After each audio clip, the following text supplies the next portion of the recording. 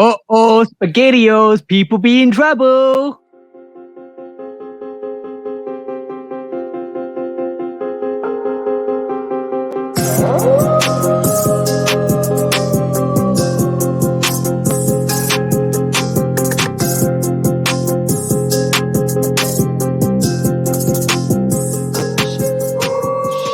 Hey, what is up, guys?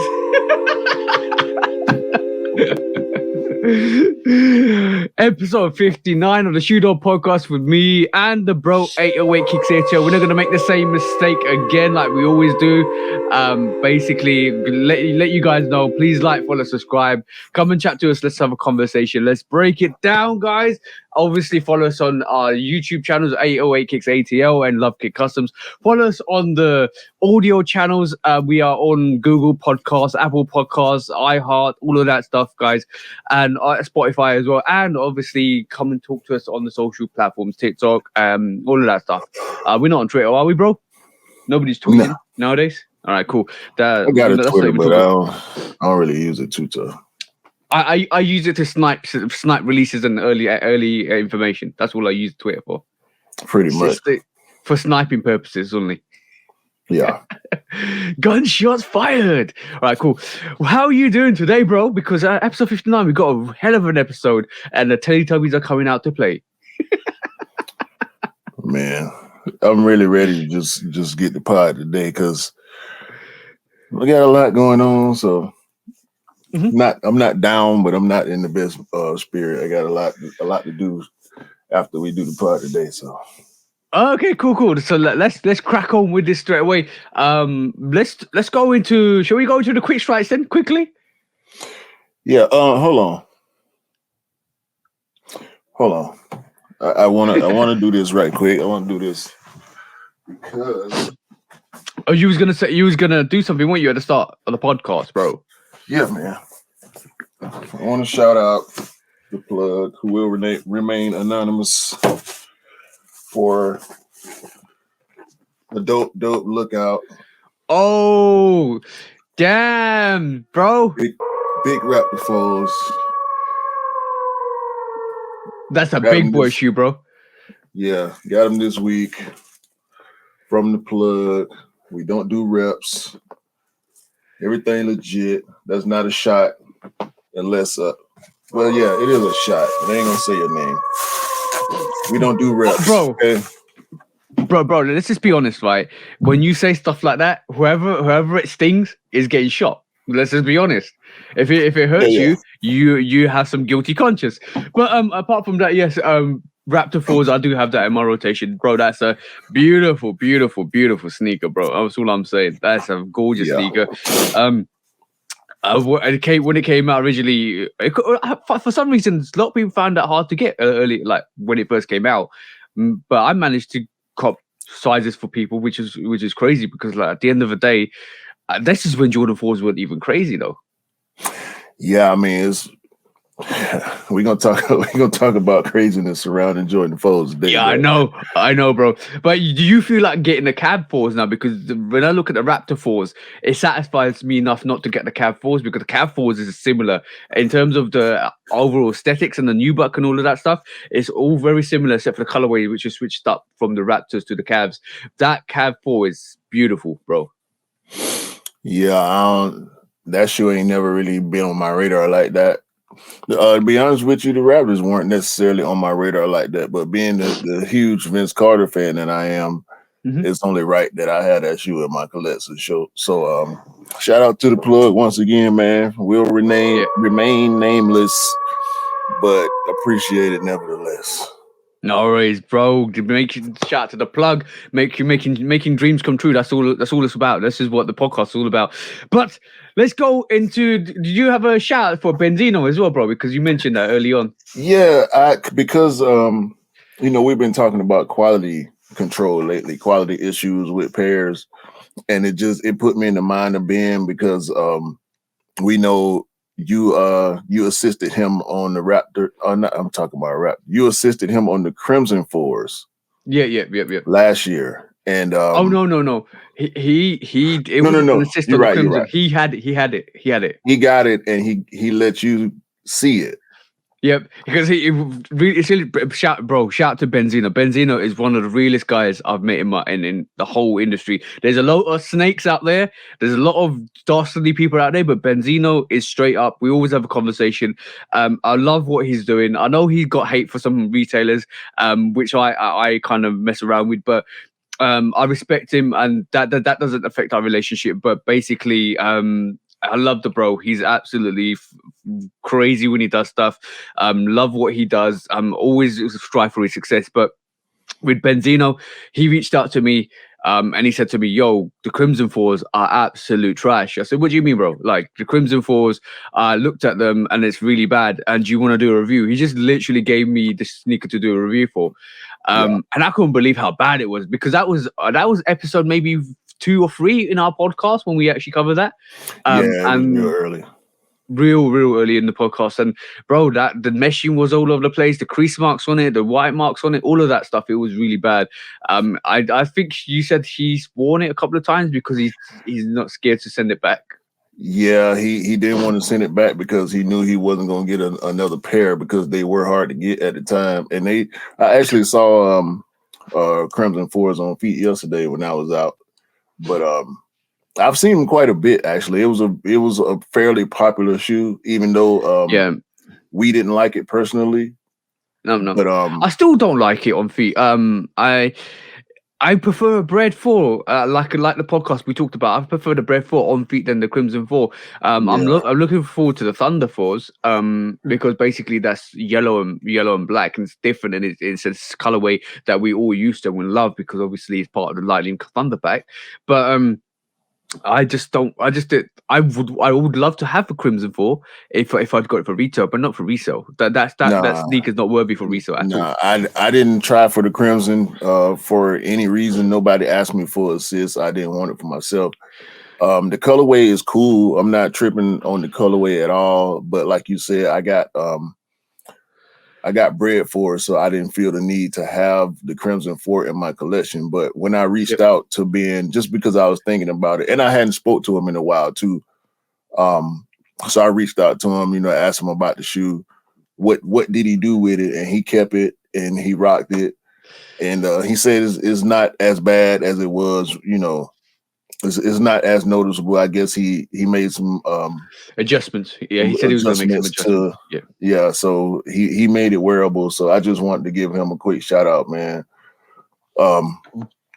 By the way, I've thought I'd bring this to the table. Lose, choose, or dump. We haven't done this in ages. We got 2 this week. Number 1 is lose, choose, or dump. We know Jordan 4s were hyped, and we know the Crimson 4s was hyped. So was the Oreo 4s, and so was the Military Black 4s. But what you're losing, what you're choosing, and what you're dumping, bro? Because that's the question. Early gates today, bro. It's either the Military Black, the Oreo 4s, or the Crimson 4s. What you're losing, what you're choosing, what you're dumping, bro? Because all of them had the same hype. All of them had the same drama. What are you choosing? Dumping Crimson. Ooh. And I am choosing the Military Black. Yo, that's what I would have gone for as well, bro, because basically that is a good shout. The Military Black is the closest thing we're ever going to get to the Military Blue until the Military Blue comes out, which I respect. Even the PSG is similar. Even the Jordan 4 SB is similar. But the Military Blue is the Military Blue. Yep. The gray suede around the toe. I have a affinity, even though I didn't go for the Military Blacks. I didn't feel I needed that either, because I had the PSG, and it's got that suede around the toe cap.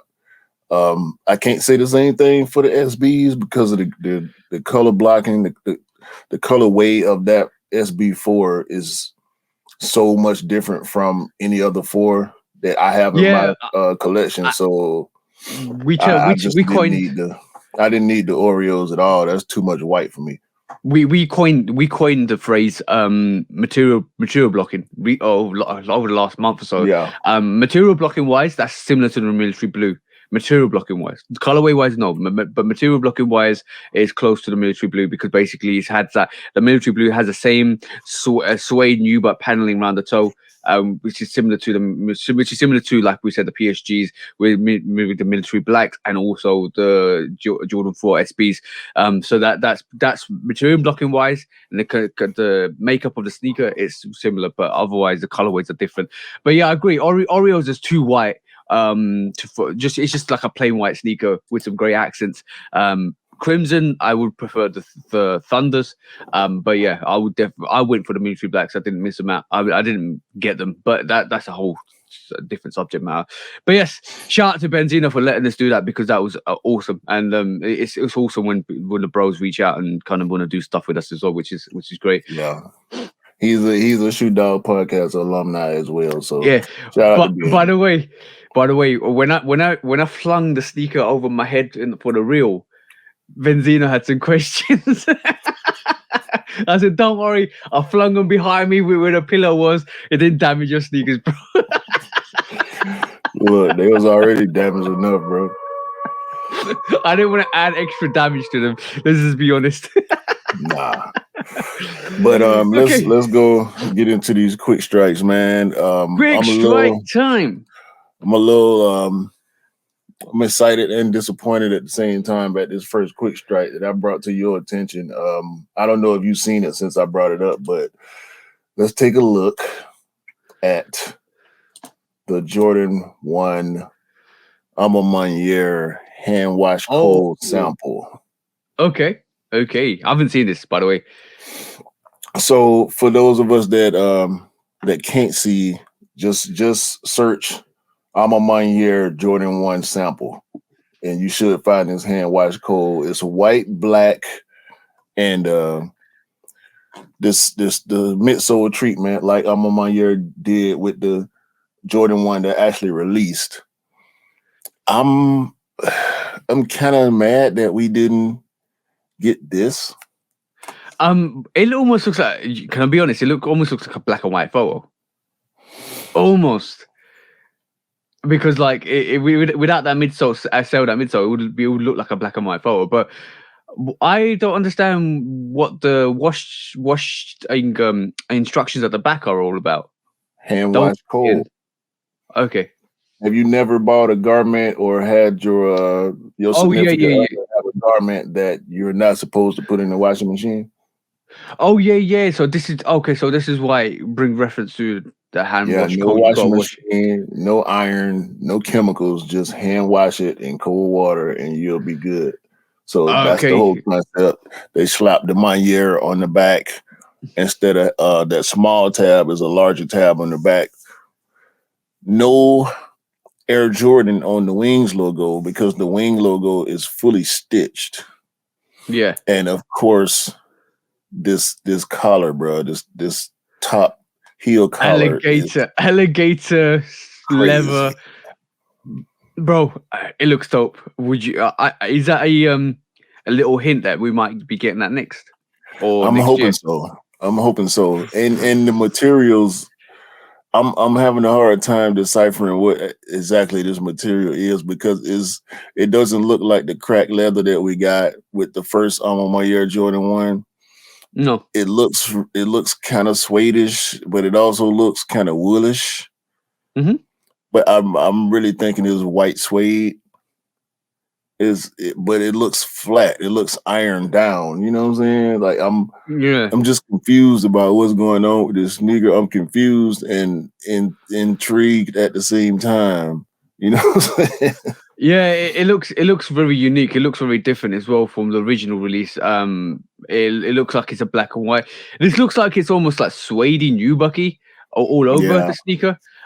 Which kind of gives us a reference of another quick strike we're going to discuss just quickly. But I like it. I hope we see it. I do hope we see it. And this one is clearly worn. Like if you look at the midsole, you can see some smudges on there. So I think this is a worn pair, either a worn pair or a unfinished pair, maybe.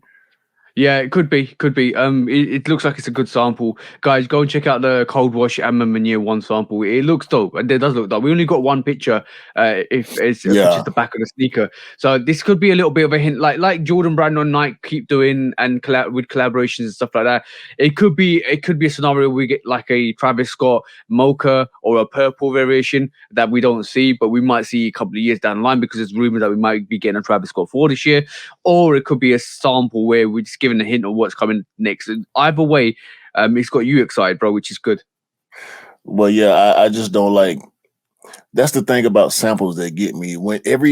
Most of the time when we see samples after we get the actual release, is as dope, if not doper, than what we actually got. You know what I'm saying? We were looking at the call samples and other, not friends and family samples. Yeah. Just like the Jordan 4 SB samples, we were seeing the wear test samples that were all black, and we assumed that we was gonna get Black Cat SB, but that turned out not to be the case. Bro, shout out to I'm Eric, hearing. Shout out to Eric Costin. That's what I'm about to say. That shout out to Eric Costin, because on the Sneaker Live, Eric Costin, he alluded to us getting more colorways, but they pretty much said that Black Cat was just a wear test sample. So the Black Cat was a weird stuff. But I was having a conversation with Scott the other day, going on to the Jordan 4 SBs. We won't go into it just yet, but the samples look like we might be getting a variation, and that pine green looks very similar to a mock-up that was seen 4 years back, or 3 or 4 years back, which was the mock-up to the Do the Right Thing Jordan 4, which was another Do the Right Thing movie sample, which was going to come out, and basically it never came out. And we've getting a pine green SB with that same colorway. No, we did get a Do the Right Thing 4. No, it was a different variation to the original. The women's 4. Yeah, but it was a different variation to that as well. Okay, I didn't see that one then. Yeah, but yes, that was quite interesting, bro. To be honest, let's just see what happens. We all, bro, we all sit here. Every week we go through news, we go through information, we go through sampling, and we always get excited for stuff. And I kind of spotted it the other day. Some people aren't used to what we do, because like I know you the other week you said about the whole hate thing. A lot of people don't understand why we've got a sneaker podcast, or people do sneaker podcasts, because they're not ingrained in the culture to realize that there's so much information and so much desirability on sneakers that people want to listen to this stuff like this, and they don't understand.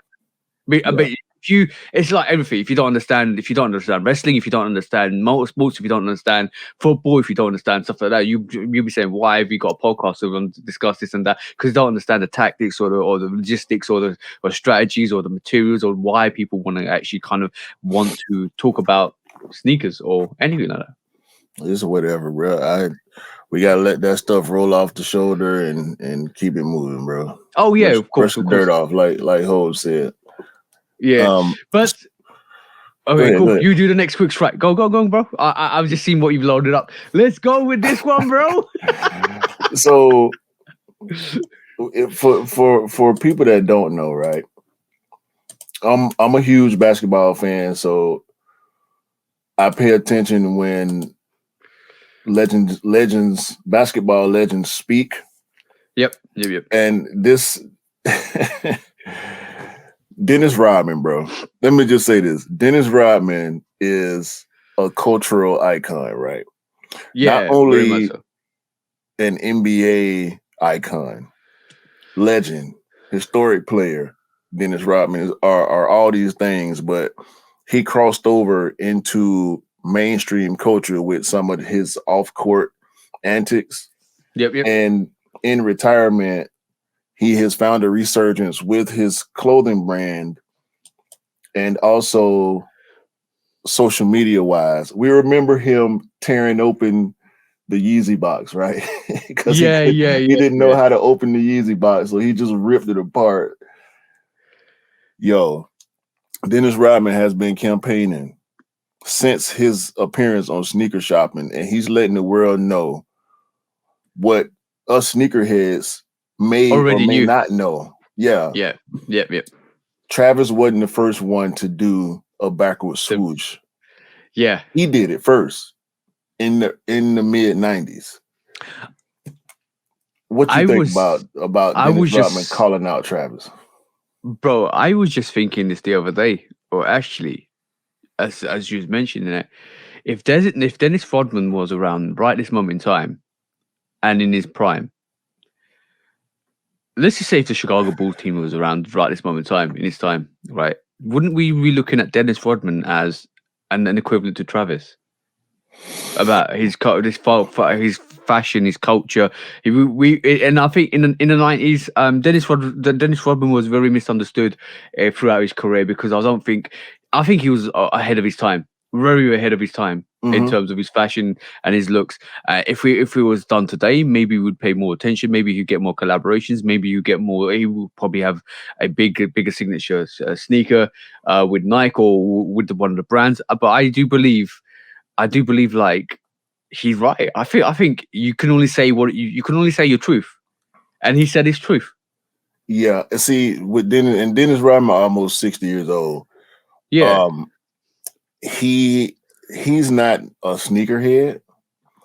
He had a big endorsement, and listen, when the Air Darwin and the Air Indestruct came out in the 90s. As a kid, we went crazy for those sneakers because we loved Nike, what Nike basketball represented. Of course, the Chicago Bulls were rock stars, and Dennis Rodman was arguably, even though he played with Michael Jordan and Scottie Pippen, Dennis Rodman made way more waves in mainstream culture than anybody on that team did. And his shoes did well based on him playing with Jordan, but also on the attention that he brought to himself and that he brought to the brand. It wasn't necessarily negative attention. He was just doing a lot of crazy stuff. And so knowing all that, I'm not surprised when Dennis Rodman come outside and says stuff like this. Can't hear it, bro. You got to put the volume up. Oh, I'm sorry. Nice. Let's go one more time. Chicago Bulls. Come on, Travis. Give us some credit, you know. That's right. You copy my Travis shit. bit Dennis's design. Right? So anyway, so this ain't new. This ain't new, brother. Either way, congratulations. And it's yeah, bro. He like he said, you can. Like I said, you can only say that your truth, and your truth is your truth, and you know the truth because you are basically the instigator of the truth. And if he's done, if that's true, and which is true, he can only no, bro. When Dennis Rodman comes for you like that, you ain't got nothing to say, bro. That's all I'm saying, right? It's facts, bro. Like he ain't saying nothing wrong. He ain't telling no lies. I don't think he's attacking Travis necessarily. I look at it more as him trying to let people know, especially the younger people that aren't aware of his sneaker history, that the backward swoosh ain't nothing new. That's all it is. Yeah. And I'm definitely gonna say I remember Dennis Rodman from his Detroit Piston days when it was the Jordan rules that they did. Yeah, bro, I remember that. And that's where I remember him most from. But him migrating from the Detroit Pistons to the Spurs, and then basically going to Chicago Bulls. That he's had a career, and it was unfortunate because the Detroit Pistons could have won the NBA, but not really. They did. Did they? What is it last season? What you mean? No, didn't the Bulls had to get through Detroit? Yeah. Isaiah Thomas, Dennis Rodman, Bill Laimbeer, Mark Aguirre, like they won 2 championships. Oh yeah, 89 and 90. Yeah. Jordan could not get to the finals because of Detroit Pistons and the Boston Celtics. Yeah, because of that famous allegations of the Jordan rules, so how to shut out Michael Jordan. It was real. It was real. Chuck Daly, the coach of the Detroit Pistons back then, told his team, "Don't let him leave the ground. If he leaves the ground, bring him back to the ground." Yeah. The Jordan rules. Bro. So shout out Dennis Rodman, man. And that Dennis Rodman's a legend, bro. Like Scottie Pippen, Dennis Rodman, and everybody talks about that conversation about what would Jordan be without them two. But like he wouldn't have great. 6 championships. Yeah, they were great. They were one of the best. And you have to acknowledge, Scottie Pippen's got 6 rings, hasn't he? Yeah. Jordan ain't win nothing without Scottie Pippen. I know. And he wouldn't have won anything without Scottie Pippen. Yeah, respect for all the LeBron haters that like to talk about Kyrie and Dwayne Wade and other great players that LeBron played with, Anthony Davis. Jordan didn't do it by himself. So y'all do y'all research. Okay? Yeah, no, that's the most important thing. You can't do it alone. Sometimes you need to use it you need to grow as a team, and that's what sports is about. A football team, NFL team, NBA team, doesn't matter, bro. You need a team. You can't be an individual star and not do it. You can't put Messi into an average team and expect him to be world class all the time. Nah. It don't work. Exactly, bro. All right, bro. Next quick strike, because this one's a funny one, bro. This one is how we started this podcast. SpaghettiOs. Teletubbies is on show. Give me your opinion, bro, because this is a 2,084 pound sneaker, which converts to $2,500. This is a Teletubby, Christian Cowan Teletubbies high heeled boots. Obviously, this is for the fans that love Teletubbies and want to rock some kind of nostalgia. This is like I said, the Pandora's box is open for mischief, and it's allowing. I've seen Dragon Ball sneakers or boots. I've seen Teletubbies boots. I've seen, what was the other day we saw, bro? It was the only thing I saw this week was the Dragon Ball Timberland. Yeah, and we saw the Mario boots last week as well. Mario boots, right? Yeah, that's the one I was remembering. But yes, what do you think? Right here, bro. This ain't it. First of all.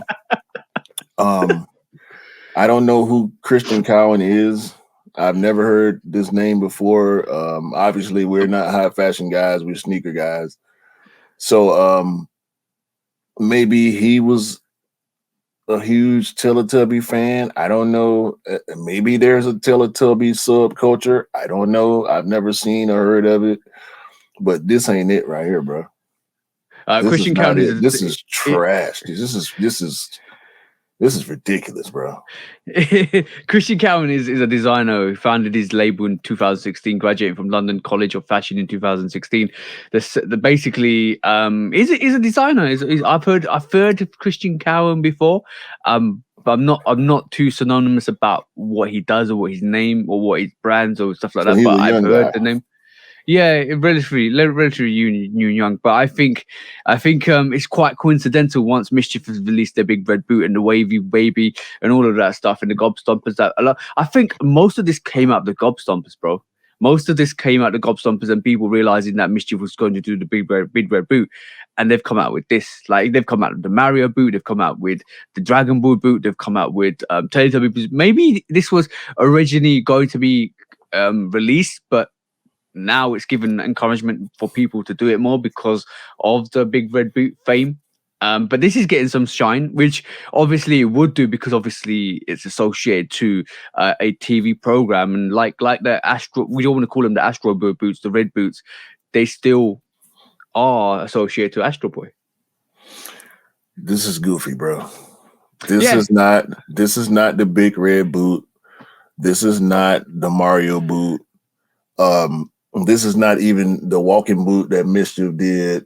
This is, to me, following a trend incorrectly. I don't. When you brought this up to me in our private conversation, I was wondering why, and it. you know why, bro? I'll tell you why. Because sometimes you have to show the good and the bad. Sometimes you have to show the trend and the fashion. No, I was wondering why this product existed. Oh yeah.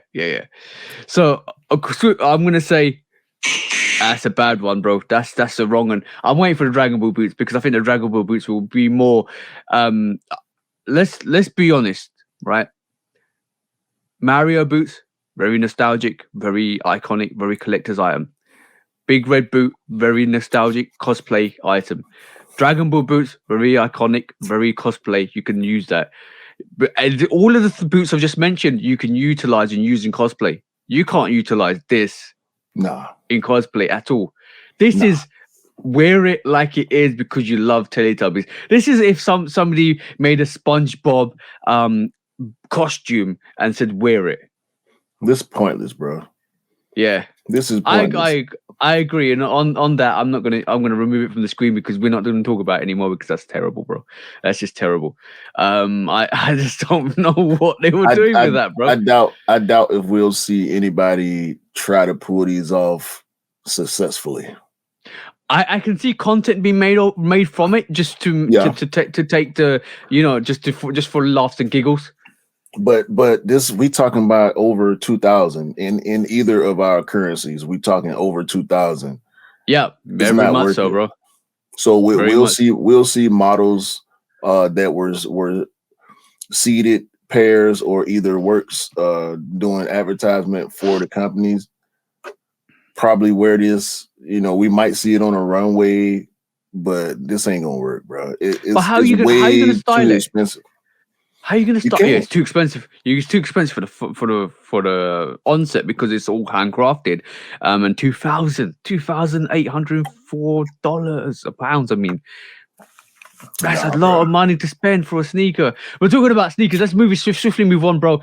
Because have you seen this, bro? This is the COJP Air Max 1, bro. Have you seen this, brother? I want this. Bro, this is dope. This is obviously the 35th anniversary is encouraging Nike to do a lot more, and they're about to release a COJP Air Max 1, bro. This is dope. This is like Michigan. This is the Michigan COJP, by the way. Yeah. But it's making me wonder what the COJP like association with the Michigan is, but this is dope, bro. It's just look at the materials on this sneaker. That crocodile swoosh on this Michigan 4 is dope, bro. It's like more like a snakeskin on that swoosh, but I think the Michigan is the colorway. I don't know if I don't see how COJP could have any association with University of Michigan outside of maybe somebody that's designing or working on this, maybe attended Michigan. Yeah. But that obsidian and maize are definitely Michigan colors. Yo, the outsole, that mazy yellow outsole looks gorgeous, bro. I'm just kind of stopped it there. But guys, if you listen to this, go and check out this Nike Air Max 1 CO.JP Michigan. You have got a treat in hand. And when Dell saw this, he's like, "Yep, I want this." Yep. Yeah, me too, bro. Bro. Like this colorway is crazy. The yellow air bubble. Ugh. Yeah. It's crazy. It's literally crazy. I like this a lot. I saw this. I don't wear Air Maxes. But you know what the thing is? I can't say I don't like Air Maxes. I do like Air Maxes, but I don't think they suit me. This is why I don't get them. But I love Air Maxes in terms of I love seeing them. I love the releases. I love what we're seeing. I love the fact that the bros can get Air Max 1s and all that stuff. But this is gorgeous, bro. This reminds me of the Michigan 5s. A lot. It reminds me a little more of the Michigan Air Max 95 than it does the Michigan 5. I think about the Michigan Dunk too, and I think this color blocking lends itself more to the Michigan Dunk High than it does to the Michigan 5.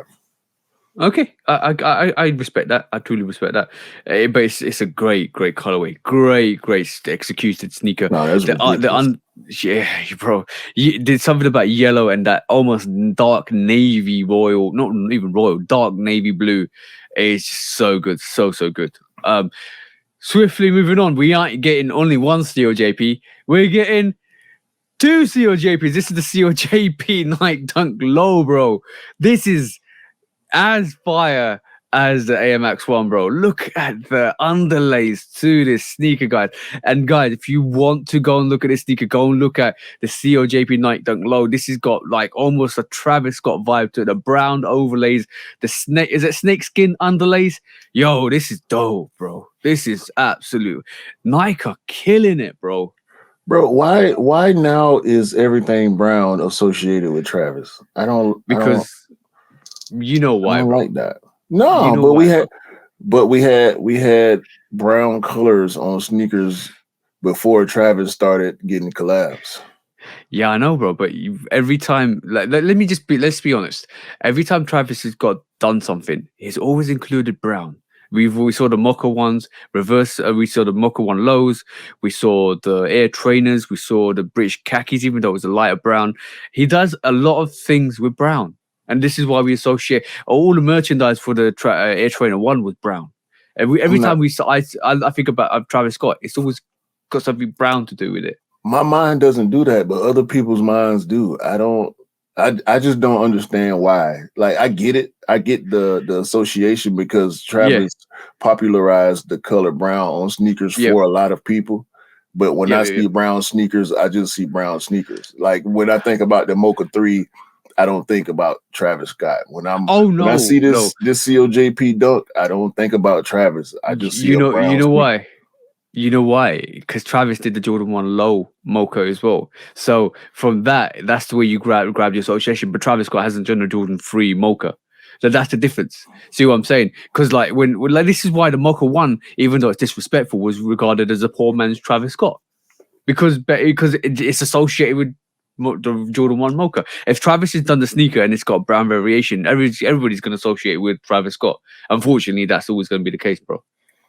I don't get that. I'm not rolling with that, and I don't like this sneaker. By the way, you like it? We didn't pull this up to talk about Travis, but I don't like this. I get it. You know, it's cool, but I wouldn't buy it to put on foot. Nah. Yeah. Well, I think it's dope. I think Cam would love this. Yeah. I mean, it's cool. It's just not for me. COJP does so many different things when they get collabs, but this one, much like the biohack, is not for me. Yeah, I like it. I do like it. I'm not a Nike Dunk low guy, but I do like it. I do like it. Okie dokie, bro. Next, moving on swiftly to the next quick strike. It is this beautiful sneaker. This is the Nike Air Mac Attack, bro. We was bringing this up, but this is give us some history on this Mac Attack, bro. So John McEnroe, one of the most controversial, most popular greats of tennis. Nike endorsee, the Mac Attack sneaker was very popular when it released. We know John McEnroe for having fits and throwing tantrums on the tennis court when calls didn't go his way. And James Whitner and Social Status are taking it upon themselves to reintroduce the Mac Attack in a different way. I like the green. Not so much the yellow under the green on the tearaway aspect. I do like the fact that you tear away that green and reveal a Social Status logo. Yeah. And it appears on that left shoe that. Do you remember the Travis Scott 270? Yeah. I remember that. The midsole wasn't permanent. So if that midsole got wet, that sail looking color would wash away. Oh yeah, I see what you mean, because on the right on the green sneaker, which is how you're gonna get it, it's all saily, but on the tearaway it's white, which it looks like it's been washed away. Exactly. And if you look closely at the midsole on the non-altered shoe, the right shoe, you can see that sail is not even. It don't look permanent. So this whole shoe is meant to tear down and tear away and become something else over time. Obviously, you know, when we get something that's tearaway, people get early pairs and they gonna show you what's going on underneath. But these are cool. I'm not necessarily interested in them, but for historic purposes, I like Social Status doing this. Yeah, I do enjoy it. I think it's a great look from them. But yeah, but obviously, let's just see how that release goes. And I'm interested to see what the sneaker looks like in hand. But yeah, if you're an Air Trainer 1 guy, if you love John McEnroe, definitely this is a vibe for you. Anybody that's associated with tennis would love this sneaker as well. But yeah, I just wanted to showcase that quickly. If you want to look at this, go look at the Nike Air Mac Attack, social status Nike Air Mac Attack, and you'll find what we're talking about. It's hard to find at the moment because this is the only place you can find it on Instagram. But you will see more pictures of it in the next couple of weeks, I think. But swiftly moving on, bro, like we always do. I wanted to raise this to this week. This is basically, hopefully you can see it. Yes, you can. Nike cancel sneakers. Basically, Nike canceled some of these sneakers because they thought the customizer was reselling. So basically, somebody reached out. Says this is for my foot. I'm not reselling. I bought this to wear at the store. You just can't make that type of judgment. And based on that, based on what his social media page, because obviously saw his social media page and it looks like he's reselling sneakers. And then basically Nike said specifically requested that we do not sell to resellers, so your order was cancelled. So it looks like Exodus Ride Shop is affiliate to Nike, who obviously retailers are actually selling Nike shoes. They've taken Nike's recent comments into their own hands and cancelled people's orders that they thought was reselling. Well, the fact of the matter is, all retailers, whether it be food, apparel, hardware, most retailers have policies where they can deny service for whatever reasons they see fit. And this is just another example of ordering too many pairs, bringing attention to your account, and these stores, in fear of losing their Nike accounts, they stop people from buying so many pairs.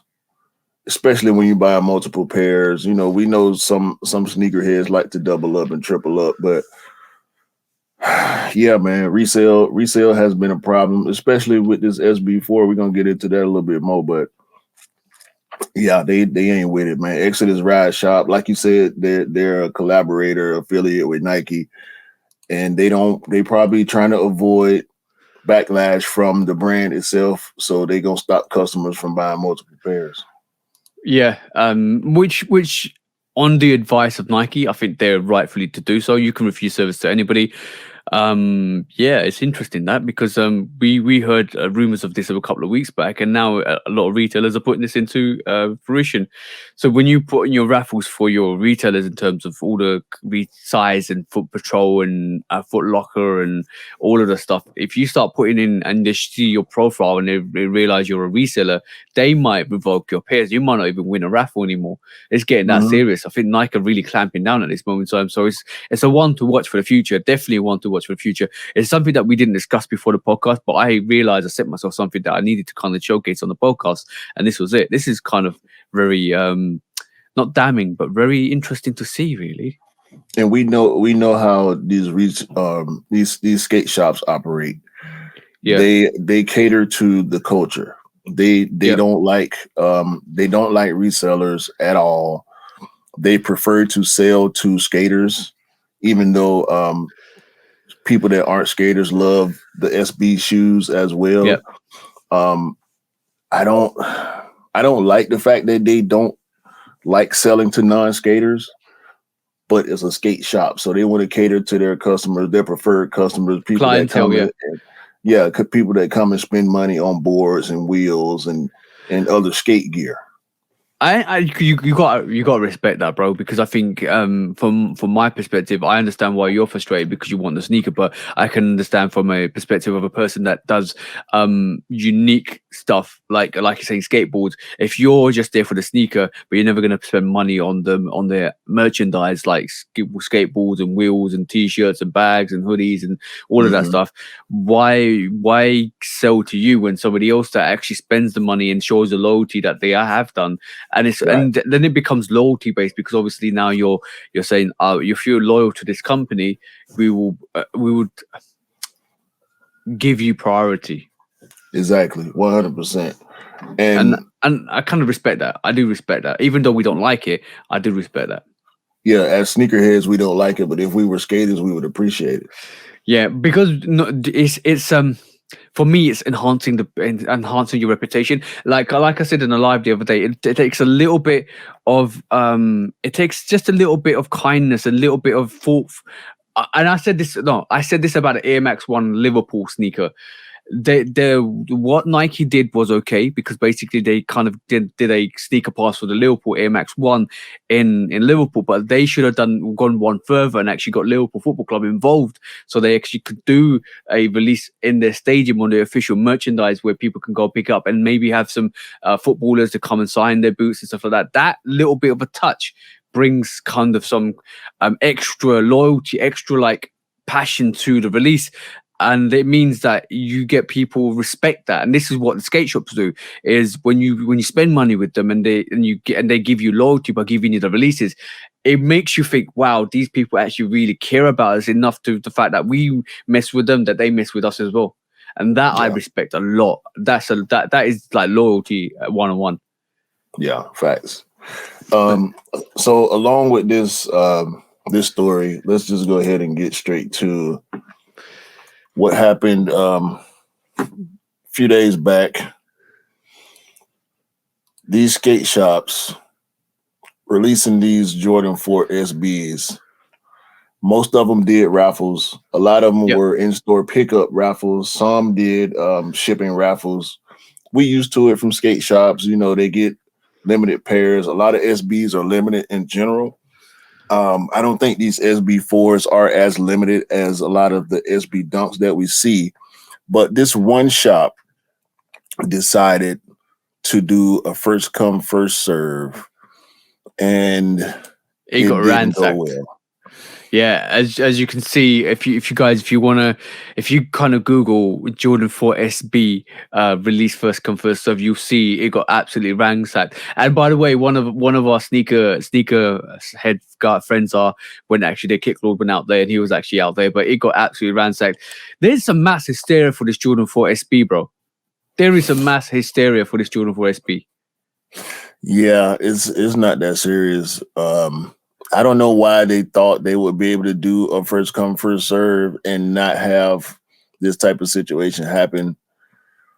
We know how difficult it is already. And it just don't make sense, bro. It don't make sense to do a first come, first serve.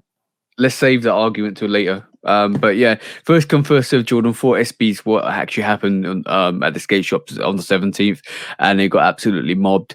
We'll discuss this. Not discuss this. We'll look into this further. But yeah, that was the situation. I didn't manage to get myself a pair, even though I said I wasn't. But this is something I went for just out of the sake of it because it was for Offspring. And I know if I copped from Offspring, I wouldn't be able to give it to you in the first place because obviously they want you to wear your sneakers or past releases to the next releases. So that's something I can't give you, but I'm definitely got all my raffles for you. So let's just see what happens. I missed out on the 17th. If I'd got it from anywhere else, I would have given it. I'll just send it to you, bro. But let's see what I don't respect the gatekeeping on that. That's kind of trash. Yeah. But on the 17th, we are on the 21st is the official release. So all my raffles and all my entries are going in for you. Let's just hope we can cop you a pair as well, bro. Definitely.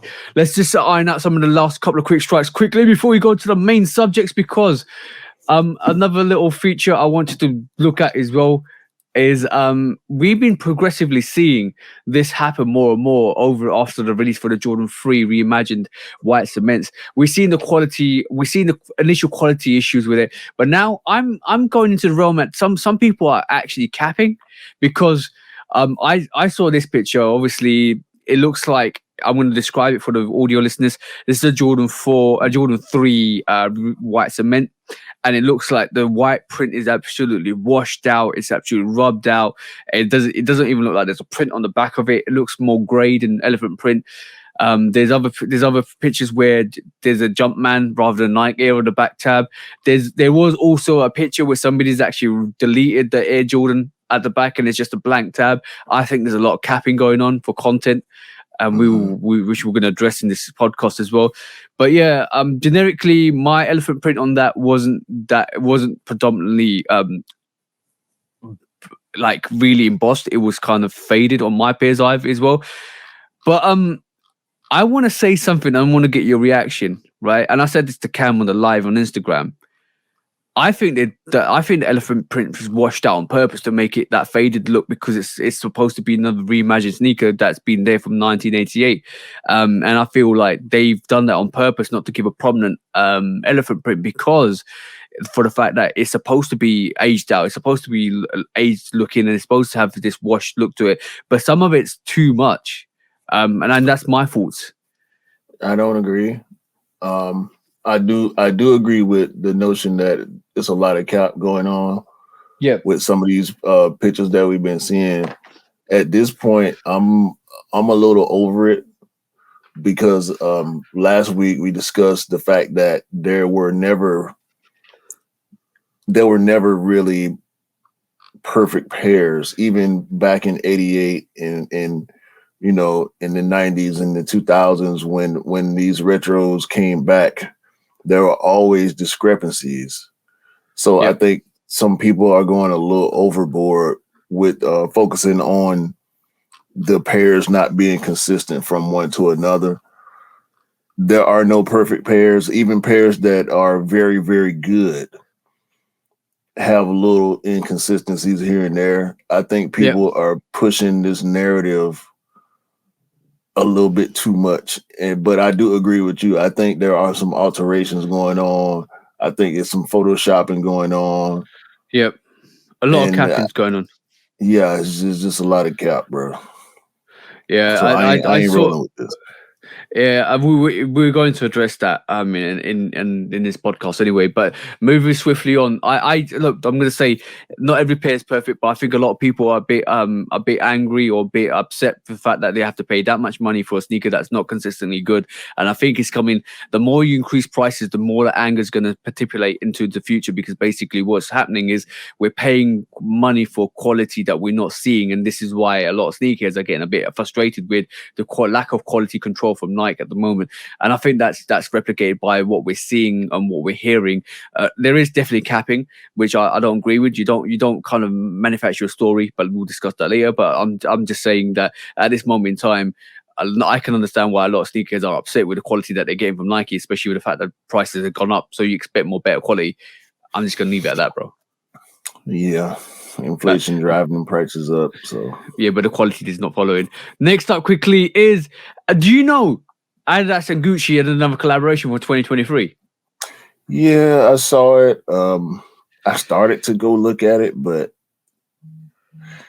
from what I was seeing, it didn't look like what last year's collection was pretty good. This year is not so much, in my opinion. Yeah, this if you guys want to see the Gucci collaboration, look at Gucci Nike Gucci Adidas 2023, not Nike. You'll find out what the collaboration looks like. I was thoroughly surprised to see it and pop up and disappear, and I thought to myself again and again, where's the advertisement? Where's the show? Where's the hype? Where's the media presence? Where's this and where's that? And again, and I keep thinking again and again, and I keep repeating it. Where is the push for the knowledge that this exists. I know it's expensive. I know it's high-end fashion. I know it's a collaboration, but you never see how massively your collaboration was pushed and kind of emphasized that this is happening. We don't see anything from Adidas. And again, I keep saying it, Adidas need to improve their marketing. I think these companies, a lot of the big brands are becoming more and more reliant on us, the consumer, the sneakerhead, the sneaker media, the fashion media, to do the advertising for them for free, and it works, and it happens every time. The sneaker media sites, just like we are watching right now, where we're seeing these photos. This is a sneaker media outlet. You know what I'm saying? And I think these brands realize that since sneaker culture has exploded, the independent brands that want to have a grasp on what's going on are going to do the advertisement for them, so they can save some of that advertising revenue. Yeah, that only works if you're a big brand that everybody wants your products from, bro. You don't need to advertise. But it's ironic that the brand that doesn't need the marketing does the most marketing. Hey man, it's a testament to what we've been saying about Adidas for the past couple of years, bro. It doesn't seem like anybody really has a clear understanding of how it works. Yeah, but bro, based on the fact that they losing so much money and so much steam from other things that we talked about previously, they might be just trying to save a couple of dollars here and there, cutting corners. Yeah, it's very evident from look. We can talk all we want, right? We can always talk all we want, but facts and money and sales is the bottom line. That's all I'm gonna say. Facts, money, and reputation is all that matters, and that's all I'm gonna say. And there's a massive decline in one of these companies. That's all I'm gonna say. But on that note, bro, another lose, choose, or dump for you today, bro. I know you're a Nike affiliate, not Nike affiliate. I know you wish you was a Nike affiliate. No, I'm unofficially official. And you're unofficially officially a Nike affiliate, right? Okay, cool. But I'm gonna make you step out your comfort zone and choose one of these companies, right? Are you gonna choose Puma? Are you gonna choose New Balance? Or are you gonna choose Adidas? What are you losing, choosing, and dumping on those three companies? Because all of those three companies are vying for that second position at this moment in time. You know I'm choosing New Balance. I knew you was. So who you're dumping, bro, is either Puma or Adidas, and that will give you an insight into how you think in terms of the success Adidas is having at this moment in time. Historically, both companies are relevant. Yeah, we know the histrionics behind that. The two brothers, Clyde Frazier with the Pumas. Puma recently with the Marathon continues collaborations. Having J. Cole have a signature sneaker. Some of my favorite NBA players signing with Puma. Jay-Z, Rihanna rocking with Puma. Mm-hmm. Bro, it's hard. It's a hard choice. I'm not gonna say it's an easy choice. It's a hard choice. I'm pretty much building a case for Puma to be the choice and Adidas to be dumped. Yeah. I know you was gonna do that as well, because Puma is an up and coming company. They got the Melo Balls that they're doing really big numbers with. They've got Jay-Z heading the basketball range. They've got a lot of things going for them, and Adidas at the moment are in free fall, if I'm honest. Historically, like I said, they both have relevance. I know a lot of people love Adidas. I mean, when we think about Run DMC, we think about a lot of great NBA players from the past that rocked Adidas. And I like shell toes. I like forums. Mm-hmm. You know what? For hip hop purposes, I will dump Puma. Oh, I can't go against Run DMC. Yeah. Okay, I respect that. That was a difficult choice. That's definitely a difficult choice. But as you can see, we clearly see New Balance is miles ahead at this moment in time from Adidas and Puma. They're doing their thing. I can officially say they're number 2 company at this moment in time. Yeah, in my opinion, for sure, number 2. All right, we got a couple of quick strikes to rattle off quickly, and this one is the Air Jordan 1 OG reimagined Royal, which all the rumors say it's going to be suede through. Are you excited about this sneaker, bro? That's all I need to know. If it's all suede, yeah, I'm with it. Yeah, definitely. I'm with that. I'm hoping it's going to be some short hair, premium suede, reimagined line. Let's just see what storyline they come out with this, because the White Cement 3s didn't come with a storyline, but we know the Lost and Founds. It was, which is amazing. That storyline is absolutely amazing. It wasn't necessary, but it was a nice little touch to give it a little bit of a storyline. So let's just see what happens with this reimagined. I'm hearing it's November, so full time. We are getting another reimagined, which is quite interesting, which can be absolutely crazy, because we don't normally get 2 reimagined in a year, do we? Not, I don't think we have just yet, but this will probably be the first year.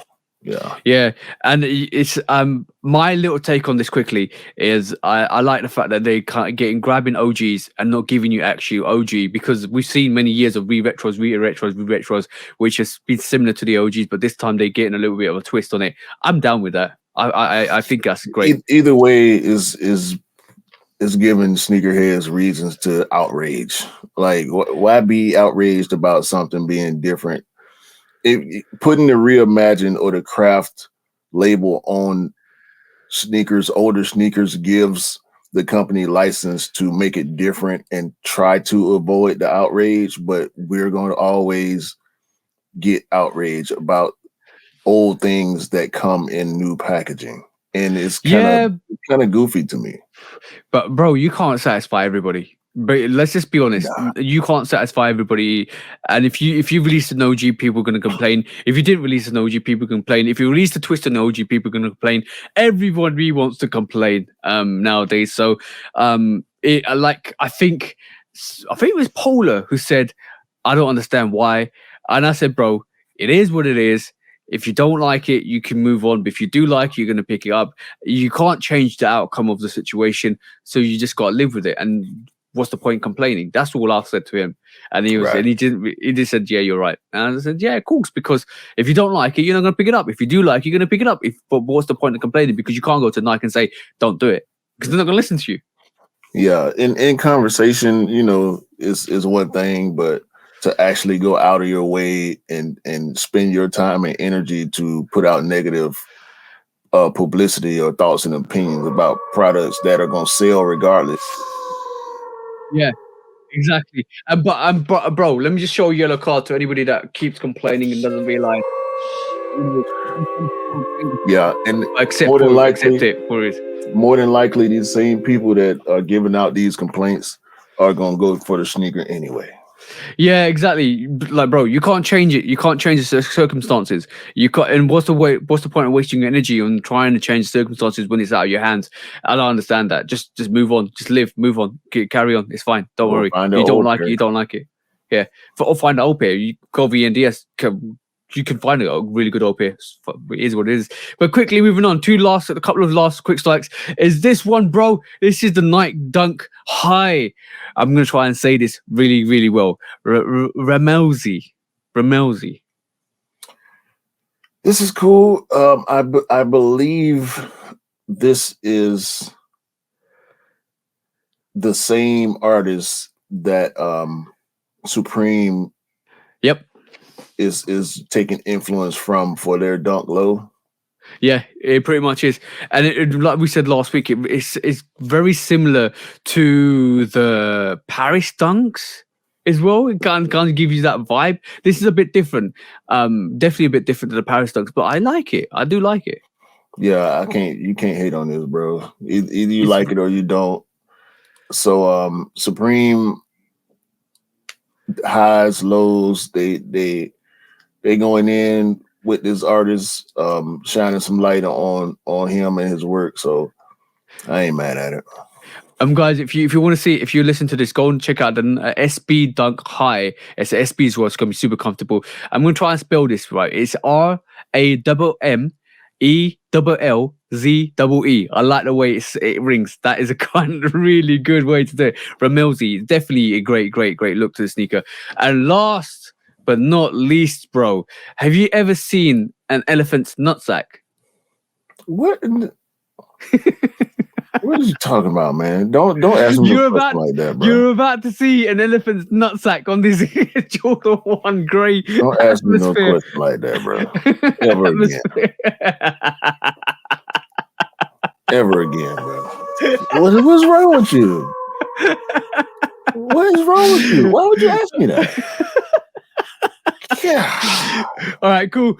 Going back to the sneaker. Okay, this is the Jordan 1 Low OG Atmosphere Grey. It reminds me of the Stealth Greys. I've seen pictures where the grey doesn't look as grey. It looks a bit browny than grey, but it could be the angles of photos are taken. But bro, this sneaker is crazy, bro. Look at the leather on this sneaker. Yeah, it puts me directly in the mind of the Nutra Grey OG lows. Yes, bro. And we know how the leather is on those. Guys, go and check out the Jordan 1 Low OG Atmosphere Grey. The leather on this sneaker is crazy. This is why I said, have you ever seen elephant's nutsack? Because this is as close as you're going to get to seeing it. Bro, I don't know either, but I'm just saying this quality on this leather is crinkly. It is soft. It looks soft. I just want to touch it right this moment in time. Bro, it's crazy, bro. That's dangerous though. Like when you got leather that's that soft, you really got to pay attention to the way you move when you got them on. Because the slightest scuff or cut on that, bro, and it's a bad day. Buttercup. Definitely Buttercup, bro.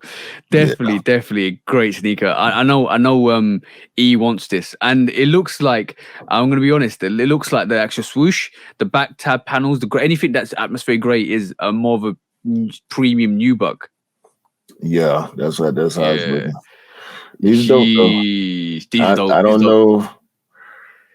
I don't know why they would do this so close to the stealth release, but I like these more than I like the stealth, to be honest with you. Yeah, it does. You know what it is? When you cut off the high panel, it does really well.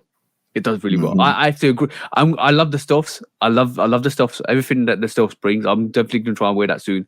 But I'm gonna say that this is probably better. This is the first time I see the lows being better than the highs. The stealth low is dope, bro. Dope, absolutely dope. I think it's gonna sit. I do believe it's gonna sit because you need to, the Neutral Grey 1 Low sat, this is gonna sit. I reckon. Neutral Greys didn't sit here, so I imagine these won't either. The stealths kind of hung around for a while for maybe a month or two after release, but you'll be hard pressed to find a pair now sitting around. Yeah, I think these will do probably the same. Yeah, definitely. It's a great. I don't think they'll make it to sale prices. Put it like that. No.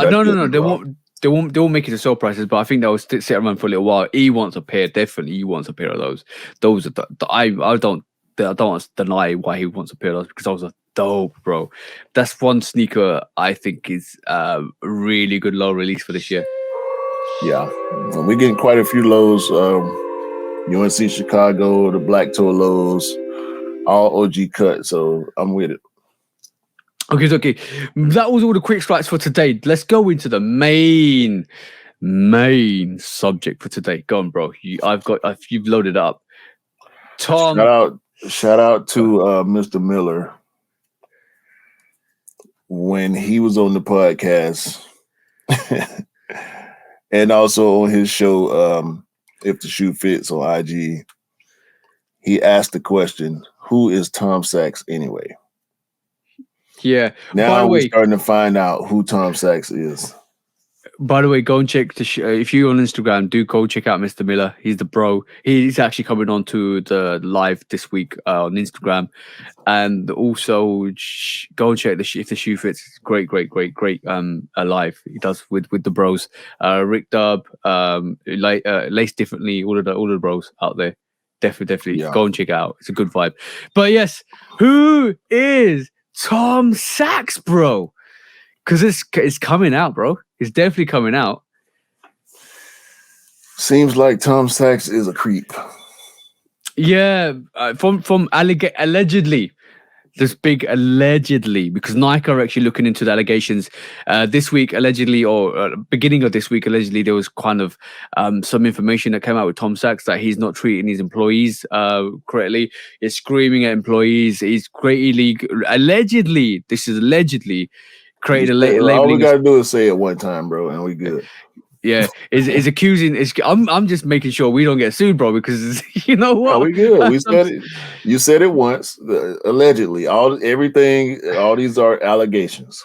Yeah, according to reports, Tom Sachs is accused of labeling a storeroom the rape room, relabeling it as a consent room, throwing objects and screaming at employees.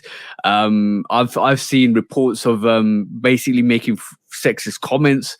Talking basically, I've heard allegedly that he appeared on a Zoom call in his underwear. Yeah. There's also pictures of him having some allegedly Nazi memorabilia, bro. It's not looking good for Tom Sachs, bro. Yes, if you want to watch the podcast, guys, on YouTube, we just showcased the Nazi first aid memorabilia that he's actually got in his room. It's not looking good for him, bro.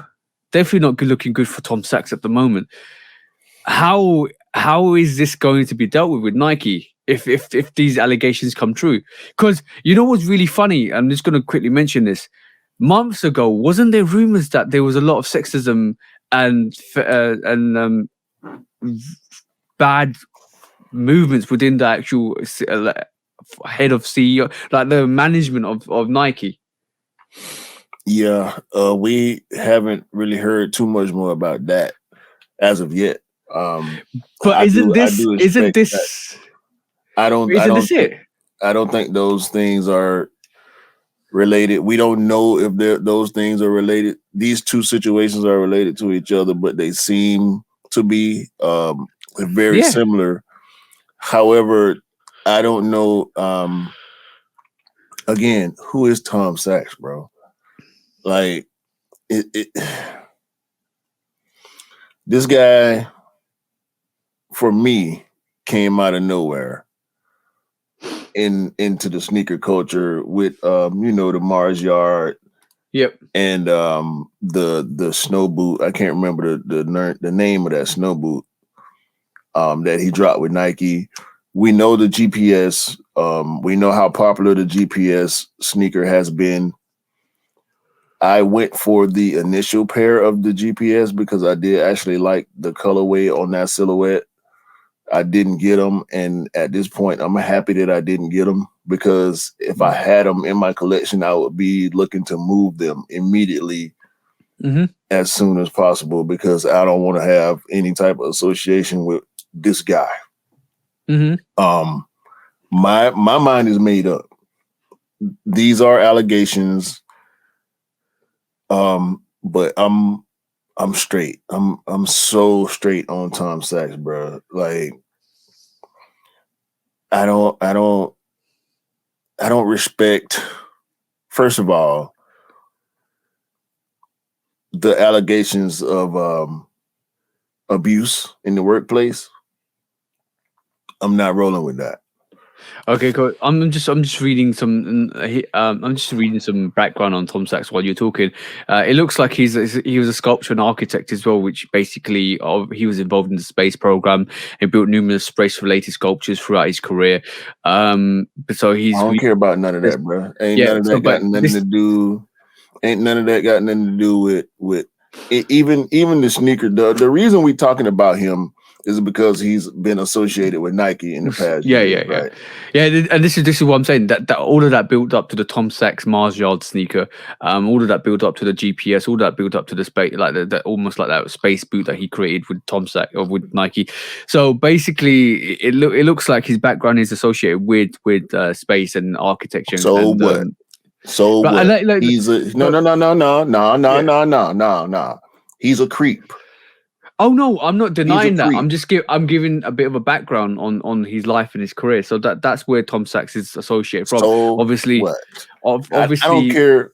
I don't care what he's done in what other industries. I don't care what he's done with Nike since, bro. Allegations of sexual harassment, abuse, calling a room the rape room, a basement storage, and being relabeling it to the consent room. Yo, that's creepy. That is definitely creepy. Even Nazi paraphernalia.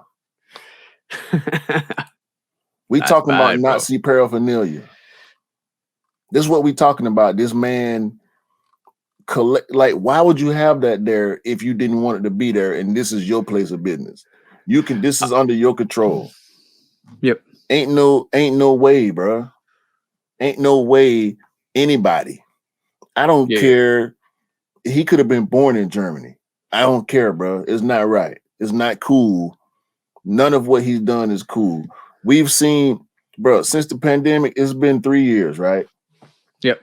How many situations have we seen of people doing crazy stuff on Zoom in these Zoom meetings? A lot, bro. A lot. He one of them too. You show up to a Zoom meeting with Nike in your drawers, dog. I think those. I think the allegations with Nike head of Nike or CEO or management, Nike management, and linked with sexism and abuse is linked to Tom Sachs as well. If I'm honest, this is gone on, and I think it's come out because of that. Otherwise, it would never come out. It would have be kept under the radar. But I do believe that this situation is a consequence of what was talked about months ago with Nike and the fact that they've got some in-house management to do with abuse and sexism and all that stuff. So I do believe this is linked to that. This is probably a separate occasion, but with all of that information said, and the fact that we've read all these allegations, Nike knew, bro.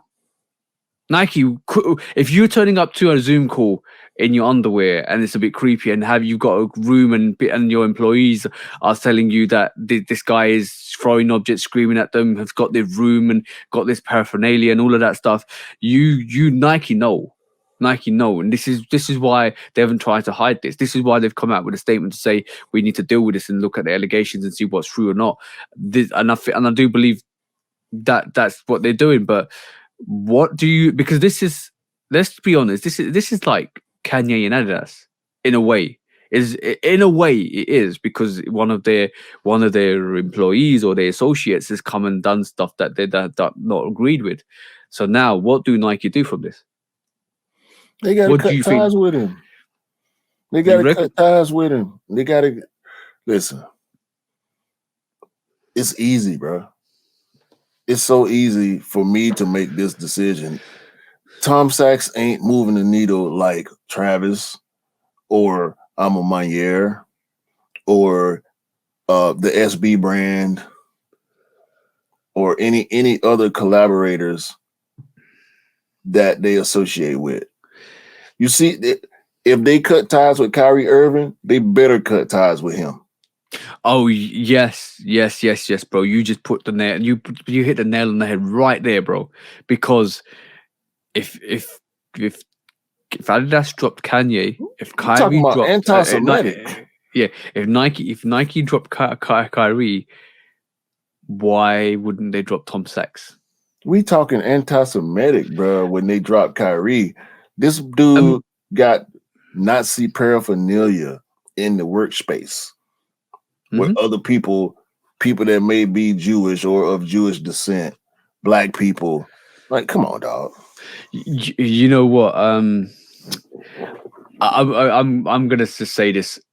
The Nazi flag, that whole flag, Swastika. swastika. Yeah, I don't like calling it wherever it is. They ripped that off from the Hindu religion, bro, and I hate that because that sign is a Hindu sign for peace and harmony, and they changed it to vilify it. Yo, I hate that. I absolutely hate that. But that's histrionics. I agree. This like you could. I know we know the situation with Travis and what happened with these concerts.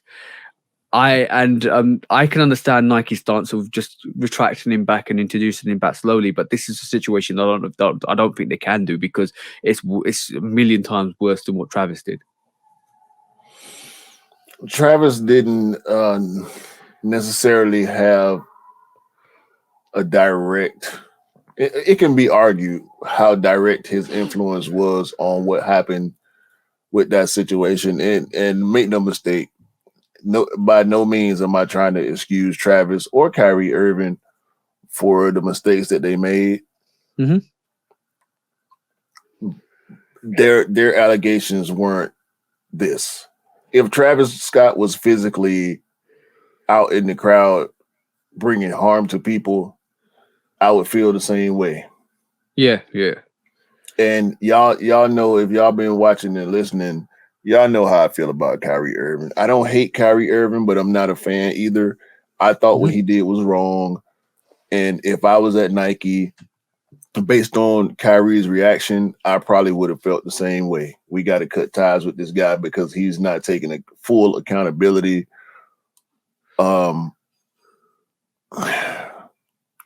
This is really bad, bro. This is a bad look for Nike to be associated with this guy. Tom Sachs, you're getting that red sneaker, bro. You for the time being, let's give you a red sneaker because obviously we'll have a look at it further down. But Shout out to Mr. Miller, man. Who is Tom Sachs? Yo, bro, he said it off the bat, bro. Let's just be honest. He was like, "Who's Tom Sachs?"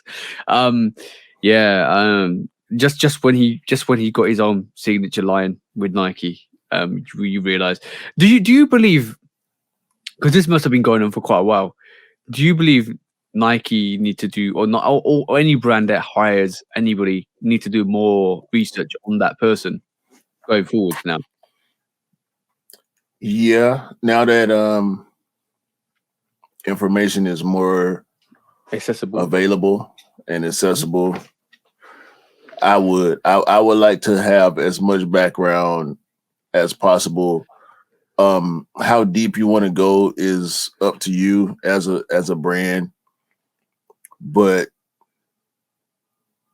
based on what we're seeing from him now, you can't really say it's their fault for not knowing.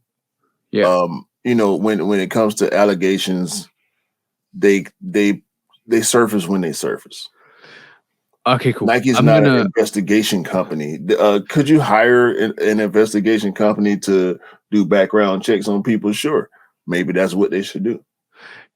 But bro, it's similar. Like, I'm gonna be honest. When you're in a high management position or you're in charge of people, you need to have decorum, to the way you act, and you need to, like. I'm gonna say it's not as bad as doing a background check on somebody kind of working with children in a high school or a primary school or wherever you want to talk about. But I think companies have, if you have people working with your employees, you need to do a background check on people, especially if it's to do with stuff like this, and especially to do with criminal records. I think you need to still do a background check, just to make sure that they're sane. This ain't even a matter of criminal history. Like, these are all allegations, hearsay, testaments from people who found themselves in these negative situations and saw things that they deemed to be unacceptable. And think about the guy, I can't remember his name right offhand, the guy that used to own the Clippers. This guy owned this team for years and years. And come to find out, he was a closet racist. Oh, yeah, I remember that story. But the thing is that the implications there are his girlfriend outed him. Yeah, the implication that the history was that I think his girlfriend actually slept with one of the NBA players, and No. Wasn't it that one? No. His girlfriend, he was an older white guy. His girlfriend was a younger black woman. Oh, and he associated with NBA players. You own an NBA team full of black players. This was a black woman that he told, I don't want you associating with these N-words. Yes, that's the one. And she recorded it. She recorded it and put it out. Yeah, I remember that. I do remember that. I'm my story I'm thinking about. There's a lot of cases recently that's happened to. Another case I've talked about is I think there's another owner for a franchise that actually his girlfriend was messing around with the players, and all of a sudden it came out that he was a closet racist as well. When he was kind of like, but the thing is, like I'm not even going into the politics or the propaganda or anything with this, because I know what I know if we delve into this, we'll be talking about this for hours, and if we delve into this, there's a lot of still that slavery vibe to this. So I'm not gonna even touch it, bro, because I know if we get into this conversation, it's gonna go deep. But yeah, I remember that. I do remember that. It's important. It's definitely important to do a background check. But like with Tom Sachs, just to close that subject off, this is how you know times have changed. Because if this was in the 80s, we'd be calling Tom Sachs eccentric. He's a genius, eccentric genius. He does certain things in certain ways to influence his thought processes. But now you can't get away with that. Like if you brought Albert Einstein back into the 20th century, some of his behaviors wouldn't be tolerated because they were prehistoric. So what I'm trying to get at here is I'm not giving Tom Sachs an excuse, because what he's done is absolutely horrendous, right? But what I'm saying is he's probably a prehistoric dinosaur living in the modern day era, and he's doing that. Let's see how many people burn their GPS or their Mars yards. I haven't seen anybody though. But we burning Yeezys, huh? Bro, that's a whole different matter, bro. Like, we're not gonna get onto this on the podcast. We're burning Yeezys, but we ain't burning our Tom Sachs Nikes, huh? All right. Yeah, I'm looking at some of y'all. I know some of y'all got them GPSs out there. Yeah. We're gonna see what y'all do. I'm gonna reach out to Eric because he's got two of them. We'll see what y'all do. All right. That was one of the main subjects. The other one I want to tackle today is something that's really I noticed over the last couple of weeks, and it's interesting because are we seeing a Jordan 3 push? You asking me? Yeah. I don't think so. That's your opinion. Okay. The reason why I think it's my opinion, reason why I want to deal with this is because I want to bring up. And we know it's the 35th anniversary of the Jordan 3. Is it this year? Yes, this year. Right. And we're seeing some great models. We've seen the reimagined white cement 3s.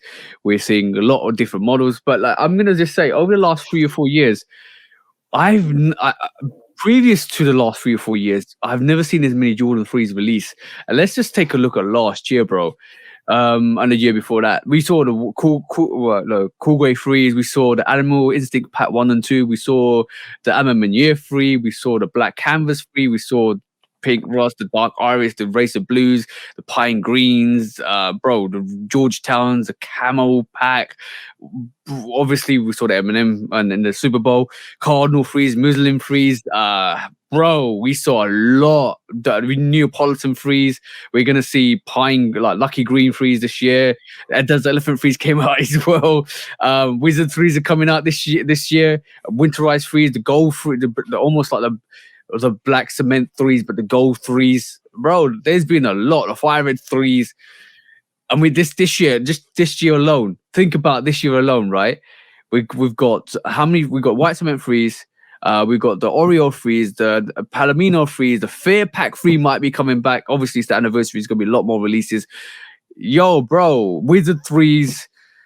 Yo, they're secretly just dropping threes more than ever. And I know it's associated to the anniversary, but the last 2 years. 2 things. Yep. 35th anniversary.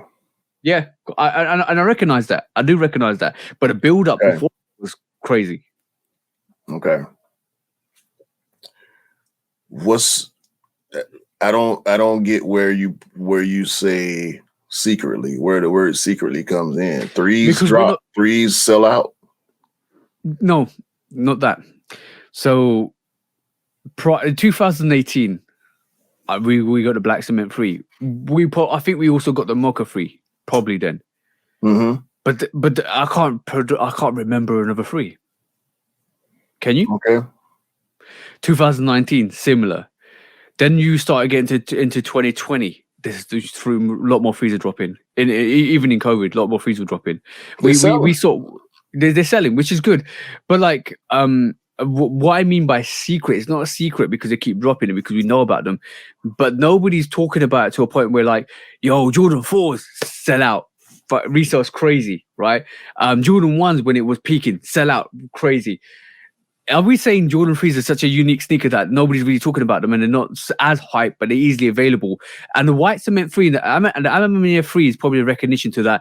And the white cement 3s are probably recognition to that. But the Amamania 3 resale is escalated because of this collaboration. The white cement 3, the resale isn't that high, which is good because you can go pick it up. But what you fail to notice over the next 2-3 years, the price just goes crazy and it literally hits up like being £500-600, which is going to be that. But what I'm trying to say is we're getting a lot more threes now than ever, be it the 35th anniversary, but the lead up to the 35th anniversary is crazy as well than before. Like, bro, they popular. They sell out. They release good colorways, and the good colorways sell out. It's as simple as that. I agree with that. I totally agree with that. But why do we get people? And I know this is a dumb comment, and I know I shouldn't say this. Why do people say threes are dead then? Why do we don't know what they're talking about? Hold on. Let's not take the ramblings of an idiot and apply it to anything that has to do with what's really going on in culture. Bro, you put it so good. That was spot on, bro. That was definitely spot on. But I'm definitely saying this. Like, a lot of people are not talking about this, but they just keep dropping threes over the last 2-3 years, and it's magical, bro. Because except for the green variation and the Neapolitan, I think this Neapolitan, this just like the Mocha to me. But no, Neapolitans were hard to get here, bro. They were super duper hard to get. You could not find a Neapolitan 3 in any size sitting around in any store. Really? Yes, I tried to get a pair for my niece. I could not do it. Oh, damn! I'm gonna say myself. I picked up way more threes this year, and I'm gonna pick up last year and the year before that than I ever have. And I'm definitely gonna say this.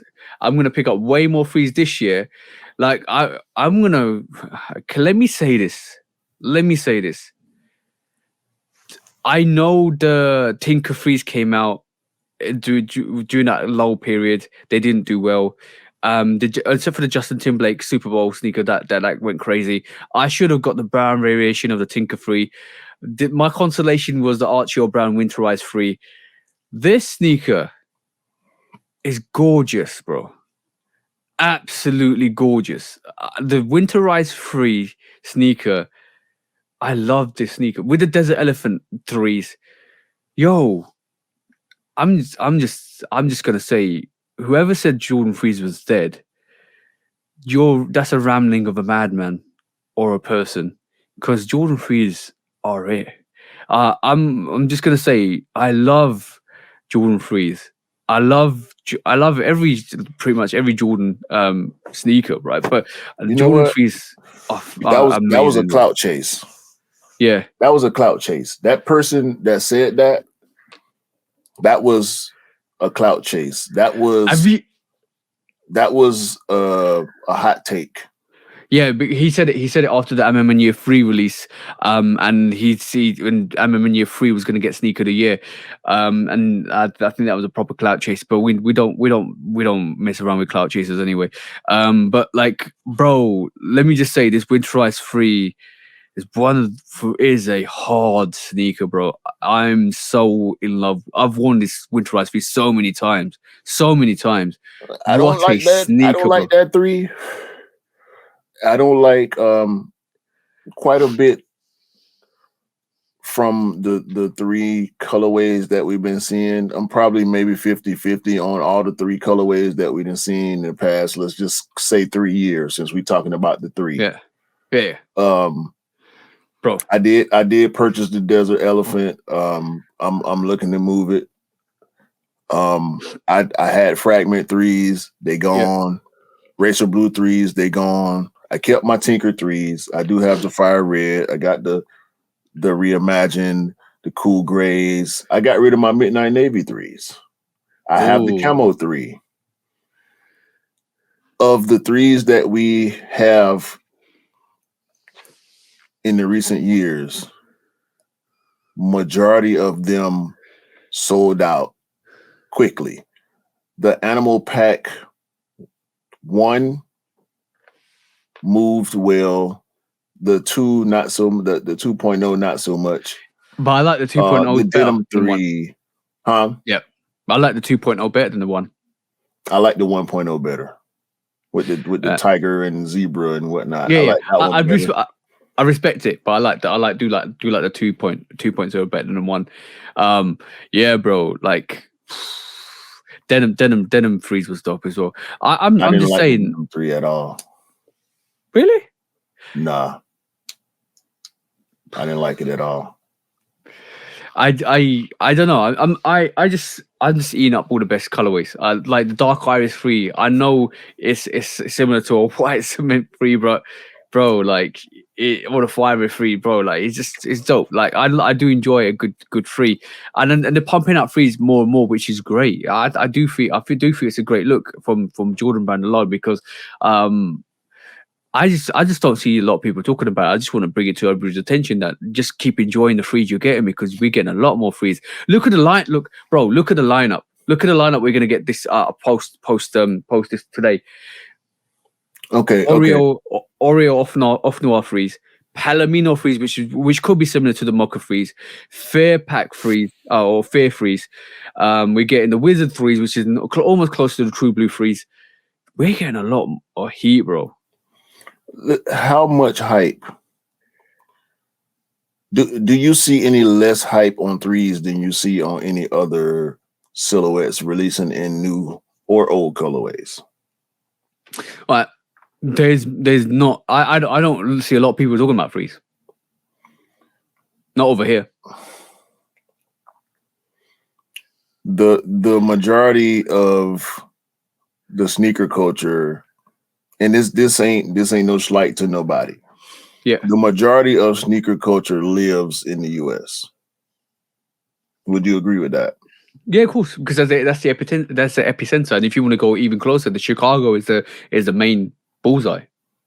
Okay, so with that being said, when 3s come out, whether it's a new colorway, a re-retro of an OG colorway, whether it's reimagined or whatever the case is, or a collab, we know there are tiers. Yep. There's collab, there's OG, and then there's GR, meaning new retro colorway, right? Yeah. We get more new colorways than we get OG colorways. We get more OG colorways sometimes than we get collabs. That's the breakdown of the 3 different types of sneakers that we'll get. When we're talking about the Jordan 3s, even when we talk about the Fear 3 rumored to be coming back this year, it's going to sell. Like whether it, and combined with the fact that the culture is now shifting back to sneakers being easierly, that's not a word. Easier to obtain. I don't think there's any underhanded or secretive thing about, like, Jordan. The brands recognize when they can do numbers. They do good numbers with 3s, so they're gonna keep dropping 3s. Same thing we're seeing with 4s right now. Same thing we saw with 1s a couple years back. When the brands realized, the brands being Nike and Jordan, when they realized that people love 1s and 1s are selling out at an alarming rate, 1s. Okay, Every month.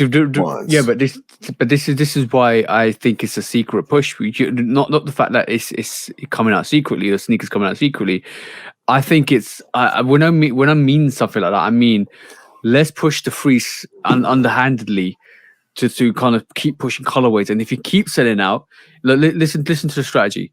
If it keeps selling out, if we keep finding that the people are still liking it and people are still buying it, and we're going to keep putting them out.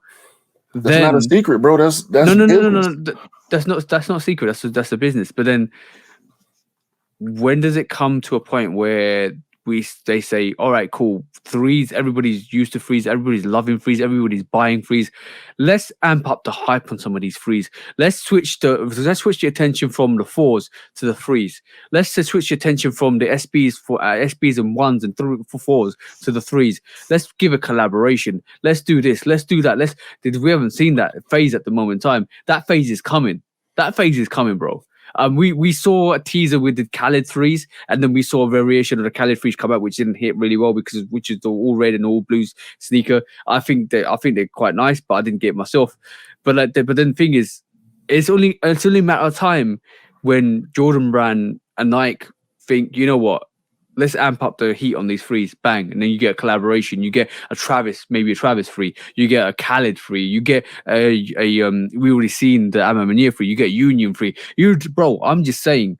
This is why I meant by it's secretly dropping 3s constantly for us to get used to the point where now we're thinking, right, cool, I like a 3, let me buy a 3, and then it gets to a point where now they can just amp up the heat. It's like a stove, let it simmer, then let it burn. I think I hear what you're saying, and I agree with certain points that you make, because they're the same points that I make about this topic in particular. When something is working, let it continue to work. Yep. I don't think there's any underhanded or it's not underhanded, bro. No. But you said the word secret. So that's I keep coming back to that word secret. There's no secret. Okay, let's rephrase it. Jordan 3 strategy. Not strategy secret. I can agree with, because strategy we're applying to business.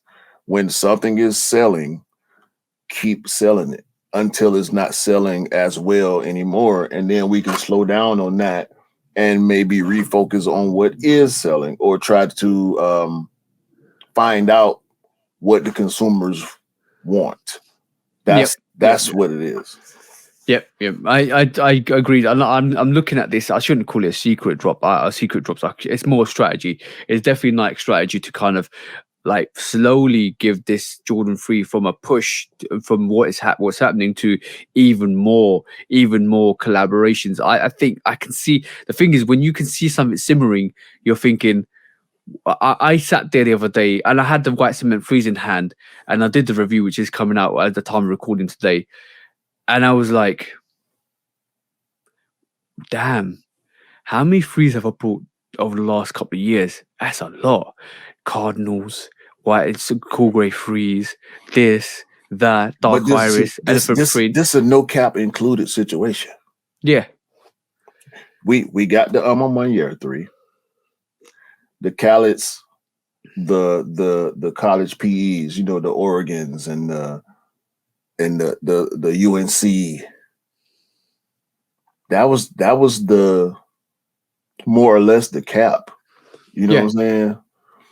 And then there's the history part. People that know sneakers, people like us, people that pay attention, and we know sneakers. We love sneakers. We know what the 3 is. We know is Tinker's first Jordan. Yeah. Right? So we love Tinker. Yep. We love Jordan. Yep. We love the 3. We know the Timberlake. Bro, that Timberlake 3 was so crazy a couple years ago. Guess what? You can go on eBay right now and get a pair for $250. Yeah. They're not what they used to be. They went crazy. They went crazy. They went crazy when it initially came out in the Super Bowl. But we talking retail. 3s work. They work. Good colorways work. That's all. Let me just take out my crystal ball and put it. I wish I had a crystal ball in my hand. Somebody edit that in.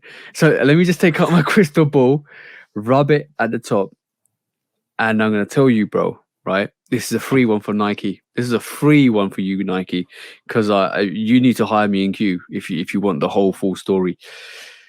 I'm gonna tell you, bro. Right, as I sit here today, and if I was hired by Nike, I would tell them, you want to see the hype on these threes? If you really want to see the hype on these threes, after this Air movie, drop a Tinker movie.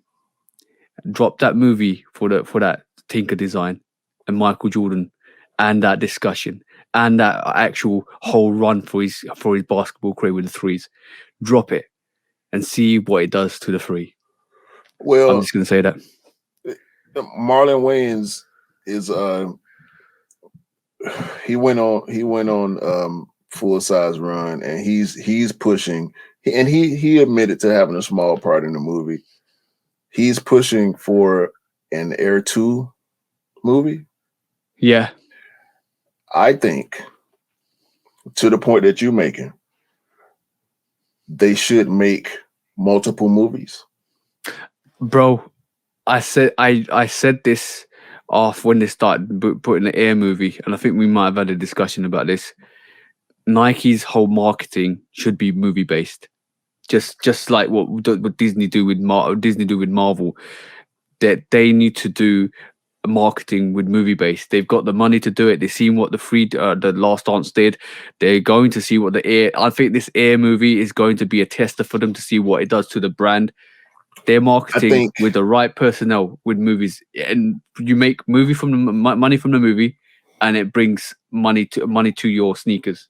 I think Nike has less to do with this movie than a lot of people think. Ben Affleck and Matt Damon are movie makers. Okay. Yep. This is what they do. They are actors, they're producers, they're directors, they're writers. This is what they do. Yep. I think the story of getting Michael Jordan to Nike is what sparked the idea of making this movie. And they then went to Nike and said, "We about to make this movie." I don't think they necessarily, maybe they needed clearance from Nike. They would do. They definitely would. They needed the stories, the real stories. They needed to talk to the real people. They didn't necessarily need Nike to do that. I'm gonna be honest with you, bro. I agree with what you said, 100%. But I just think if Nike wanted to make extra money, they would go into movies and promote their brand, because how many stories have we? Jordan's whole history, whole career is a movie. Kobe's whole career is a movie. LeBron's whole career is a movie. Nike could profit massively. Nike's not a film company.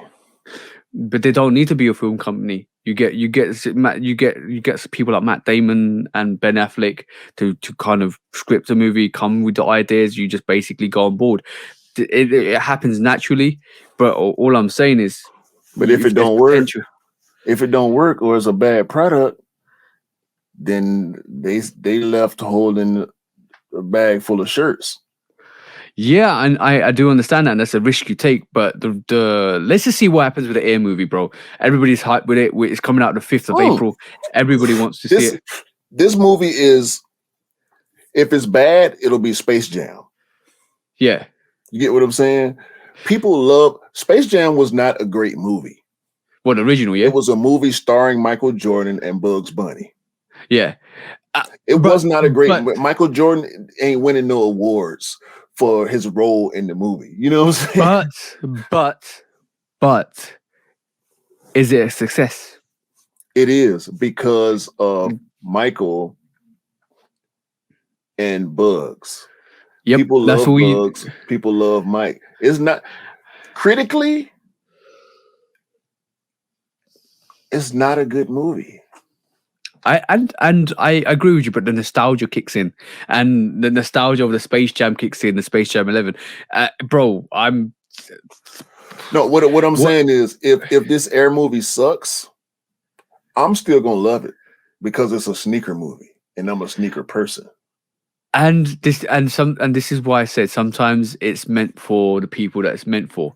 This is why I said if they did a Tinker movie, and they could, to be honest, they could kill 2 birds with 1 stone, the Air Max and the Jordan 3. They could do the Air Max, the design for the Air Max in that movie, and then you could actually transfer it back to the Jordan 3.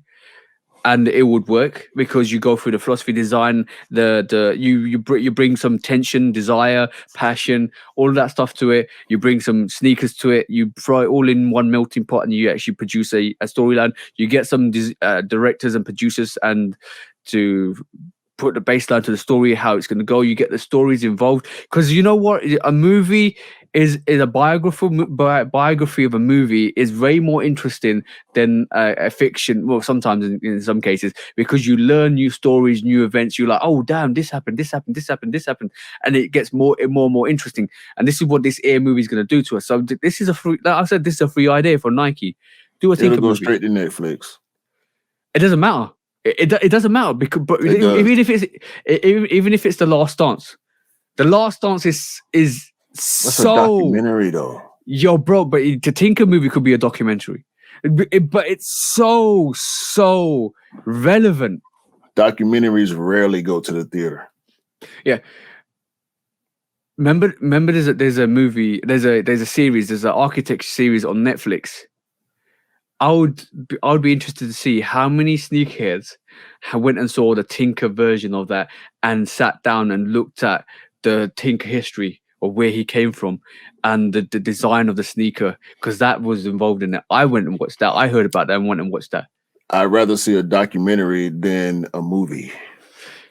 But either way, if it's a movie, it's a documentary, whatever it is, it still would be awesome, because you get you can even start from when Tinker was growing up into when he became an architect, into when he started designing sneakers, into the Air Mag, into everything like that, bro.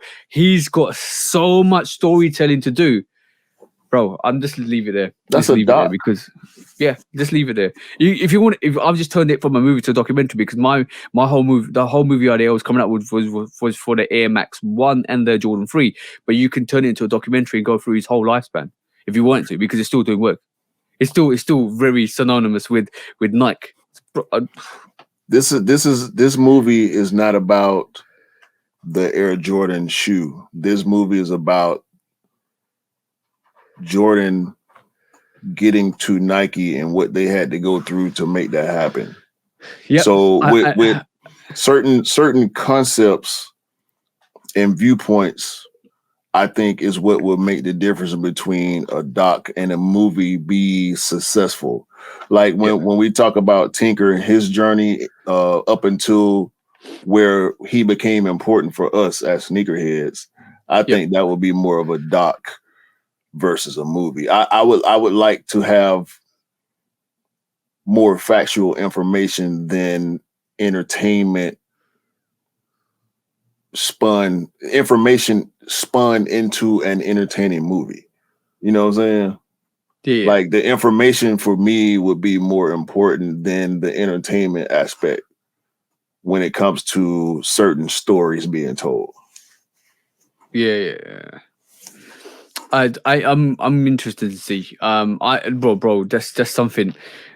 From a marketing angle is beautiful. From a knowledge angle is beautiful. From showcasing some of the history with Tinker and Nike, that's beautiful. I think it brings a lot of depth and a lot of knowledge to sneakers, especially younger sneakers that don't know, of some people that don't know about Tinker and or his influence. It brings a lot of knowledge, and this is what The Last Dance did to a lot of younger sneakers, because we knew most of that stuff, but this younger generation didn't, and it's re-emphasizing that whole knowledge base to the younger sneakers who actually kind of didn't grow up with Tinker and some of the sneakers that we see nowadays, and realize, oh, it's got a very big history. This is why older sneakers love this stuff, and then they kind of get reintroduced more sneakers to that whole environment. It makes sense. It costs money, but it makes sense. But it brings more light onto the brand, and is great. And to me personally, I think it's great marketing. Not only will it make you money from the movies that you make, but it also brings more attention to the brand. And I think it's a beautiful thing. Just like The Last Dance did, just like the Air movie will do as well. It's a marketing tactic that Nike could take up and move forwards, not by themselves, with the likes of Netflix and Hollywood, to bring back some attention to their brand. Because let's be honest, we're all Nike geeks, pretty much. We all love the history of Nike. We all love going back and learning new things. And for some like us, we'll definitely watch it. Yeah, I'm gonna watch it either way. No, the bottom line is I'm gonna watch it. That was the reason why I brought up Space Jam, because Space Jam is not a good movie. Like when you compare Space Jam to like a Training Day or Beverly Hills Cop or something like that, like movies that people consider great, Space Jam don't fall in that category, but it worked for general purposes versus great cinematic purposes. You know what I'm saying? Like it's we gonna watch it because it's about what we care about. Let's take us out of the whole discussion.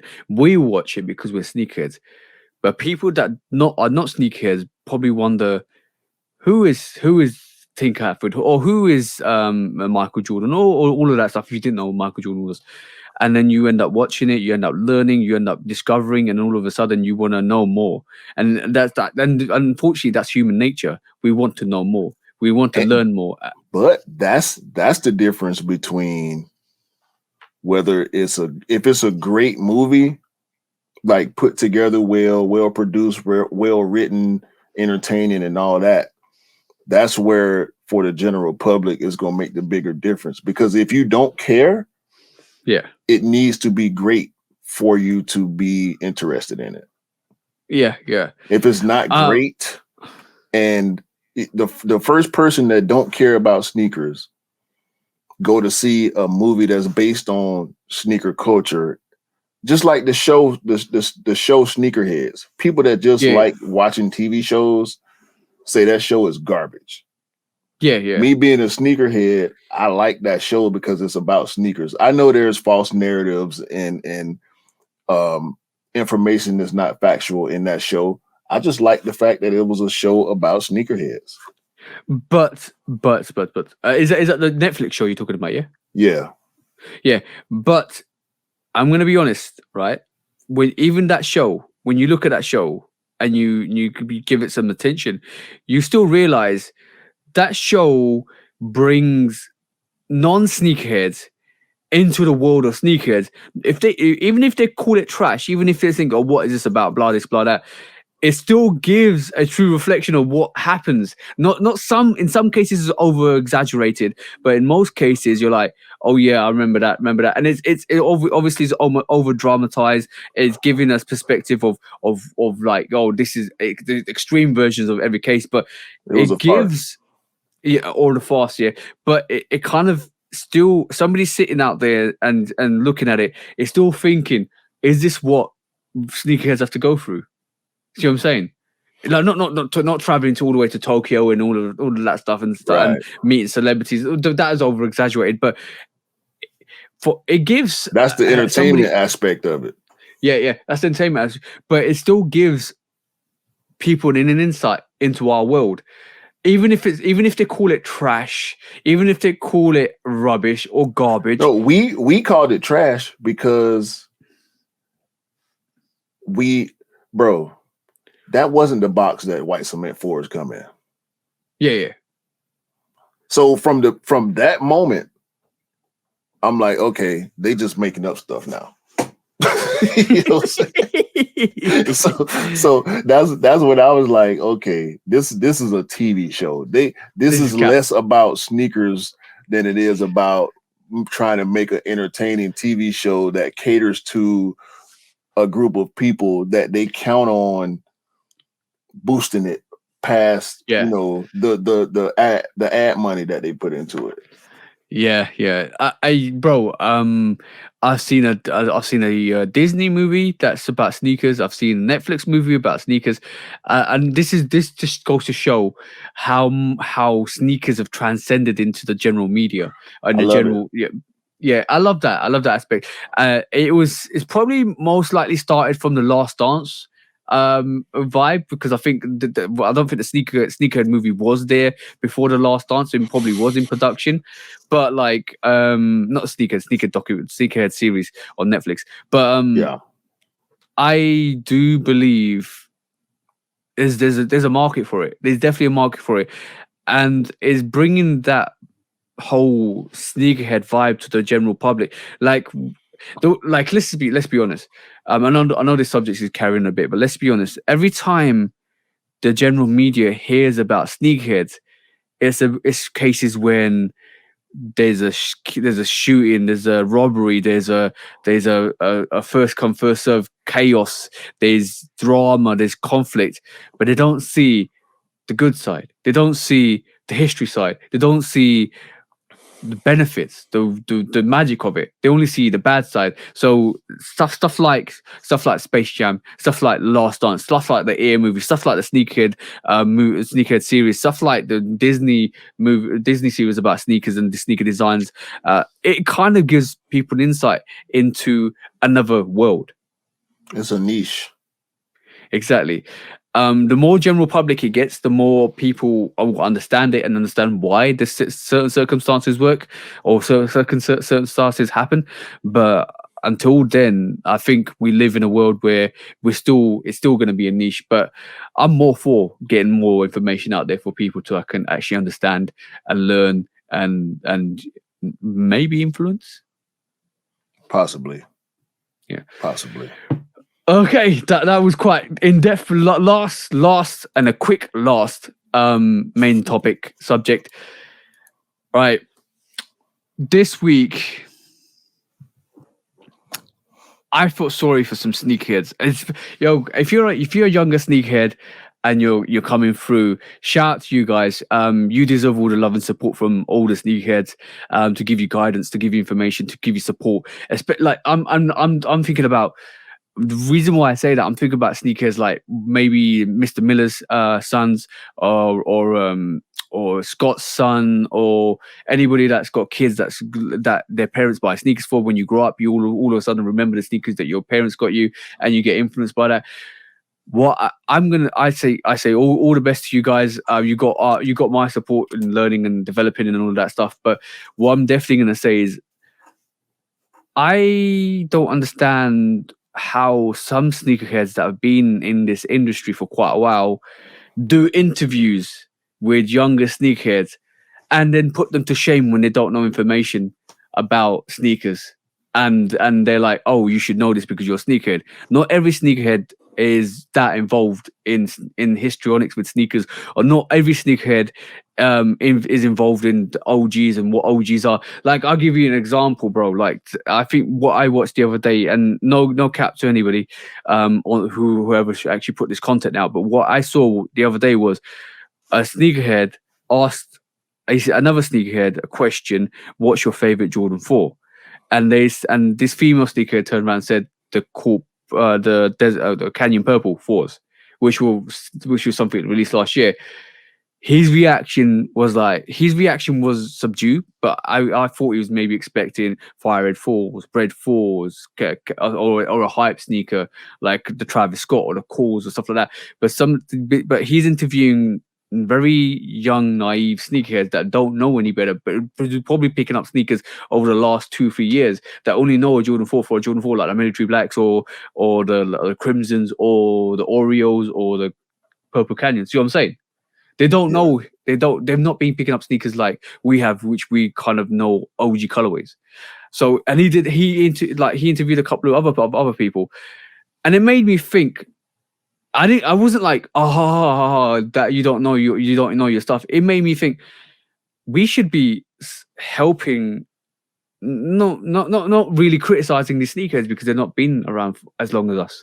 They don't know as much information as long as us. It's like laughing at a primary or a toddler and saying, "Haha, you don't know how to count." That's snob behavior. I don't like that. That's predatory to a certain extent. Predatory in the sense that you are now taking someone's lack of knowledge and trying to turn it into content, which is content to be viewed in a negative way, like you trying to get a laugh off of somebody that may not have as much information as you, or even care as much. Some people that can be considered sneakerheads don't care about history. That don't mean that they're less of a sneakerhead. In my opinion, they're a different type of sneakerhead. Yeah. But that lack of knowledge is not a shameable offense to a certain extent. Now, if you run around trying to tell people like you the biggest sneakerhead in the world and you don't know what a Black Cement 3 is, or you don't know what a Playoff 12 is, then shame on you. If you're going to tout yourself a certain way, you should have the information. But for someone to knock or try to snob out or laugh at somebody that just started collecting sneakers last year and make them feel bad about, or make them look bad because they don't know as much as you do, that's not cool. No, and the only reason why I thought about this week was I was thinking, what if somebody I knew and their kids grew up and they came into a event like this, like sneaker con or Crep City and then they got asked questions, and the person doing the interview went and said, "Oh, what's your favorite sneaker, or what's your favorite Jordan?" And they said something recent, and the guy looked at him a certain way, or guy reacted a certain way, or the guy kept it silent. Like, okay, cool, I'm a bit lost there because he should be saying OGs. I think it's bad on the person doing the interview, because you're just shaming somebody up. You're definitely shaming somebody up. I have no, I'm gonna be honest, I have no respect for you. I don't have no respect for you because you are trying to make content by humiliating somebody. What if your favorite color is purple? Yeah. And you never seen how many people in the world got friends and family Travis Scott 4s? And your favorite color is purple. And finally they make a purple Jordan 4. So you say the Canyon Purple is my favorite Jordan 4. Yeah. What's wrong with that? You might not like white shoes. So the White Cement 4 ain't never been a favorite of yours. Damn the history. To hell with what it means to the culture. You say favorite. Purists like us will always pick up OGs, or always kind of go with OGs, and I respect that. There's going to be purists. There's going to be people that just go for hype. There's going to be people that are just coming into the game. There's going to be people that are relatively new that don't know stuff. like if you ask a purist and said, "Oh, what's your favorite Jordan 4?" You said Bread 4. There would be no reaction. If you said to a person that only goes for hype, "What's your favorite sneaker?" and they said the undefeated 4s, you look at them a certain way, like, "Oh shit, you only like hype." The assumption always, like the human nature is to always go through assumptions like, "Oh yeah, you don't know your stuff. Oh, you're a hype bitch. You're an OG guy." No, the fact that you like what you like, you adore what you adore. Some people are new. Some people like the exclusive stuff. Some people like the OG stuff. You can't do an interview and trying to shame somebody just for content. I don't agree with that. No two sneakerheads are the same, bro. Exactly. I don't like the Canyon Purple 4. And I like the Canyon Purple 4. Me and you ain't the same. You like the Winterized 3. I don't. And we agree to disagree with stuff like that, because basically I like what I like, you like what you like, you rock what you like, I rock what I like, but we're still bros. See what I'm saying? It don't matter, bro. You can't. That is so predatory, bro. I view that type of stuff as predatory. It's corny. It's very corny. Super and the thing is, social media has got a lot of people saying dance puppet dance, and then all of a sudden you end up making content that is absolutely horrendous, and it not horrendous to a point where shaming people. Like, bro, let's cut this subject short because we're gonna take it to court. Let's just say that. Well, in that case, when resale is too high. Damn resellers. Order. When hype beats go too far. These damn hype beasts. Order in the court. Order. When the back door opens. Guilty. It's time for order in the court. The sneaker court of public Guilty. opinion.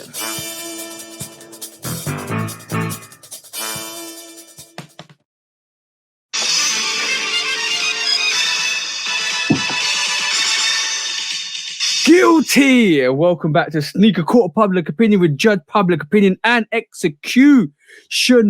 Bro, bring out that shoe dog book of reparations. wait. Reparations? Where's the reparations coming in at? I need some of that. Yo, bro, I heard something funny about reparations the other day. But we'll talk about this offline. But yes, first court case of the day, first docket of the day is something we're gonna call content over everything, and its cases over the last year or so have showcased that content over everything is not the best thing. What we're calling it, COE, content over everything, where people go into public arenas and video themselves, and they start calling people creeps. They start doing stuff that is not natural to them, and they want to kind of put it into a package and show it in social media to humiliate, shame, and address situations which they want the narrative to say that they are harmless, they are weak, they are being abused, they're being stalked, and all of that stuff. And you know what? Stuff like that actually is bad, because it actually takes attention off the real things that actually people go through. And you know what? This is the funniest thing. And bro, I train, right? I train in the gym, right? Yeah. I've seen so many gym memes, and this is not even sneaker related, because content over everything is vast, bro. It covers a lot of things. Content. I saw over the last month, I saw a video of this girl training in the gym, and I pretty much think you might have seen this as well, where she's training and she's recording somebody behind her that's actually training, and she's struggling. He comes over to say, "Do you want help?" And she just keeps calling he's a creep. I'm being stalked. I'm being sexualized. Blah this, blah that, blah this, blah that. I saw that and I thought, wow, you need to create this to actually kind of bring attention to you, because the guy did nothing wrong. And since then, there's a lot of more videos and memes coming out that actually guys have made that ignore women. Women are in trouble that are struggling with weights, to just say, "Oh, no, I can't help her because she might call me a creep." And bro, and even when I train now, I have that vibe. I obviously don't do stuff like that. I just go in, train, I'm focused. But I now clearly make it more of a priority not to engage with anybody else, not even males or females, not anybody else. And obviously sometimes somebody asks you for help and you go and help them, but like I will never approach anybody in the gym because I don't want that attention. First of all, you see what I'm saying, right? Mm-hmm. And like I just content of everything has got everybody messed up, everybody deluded.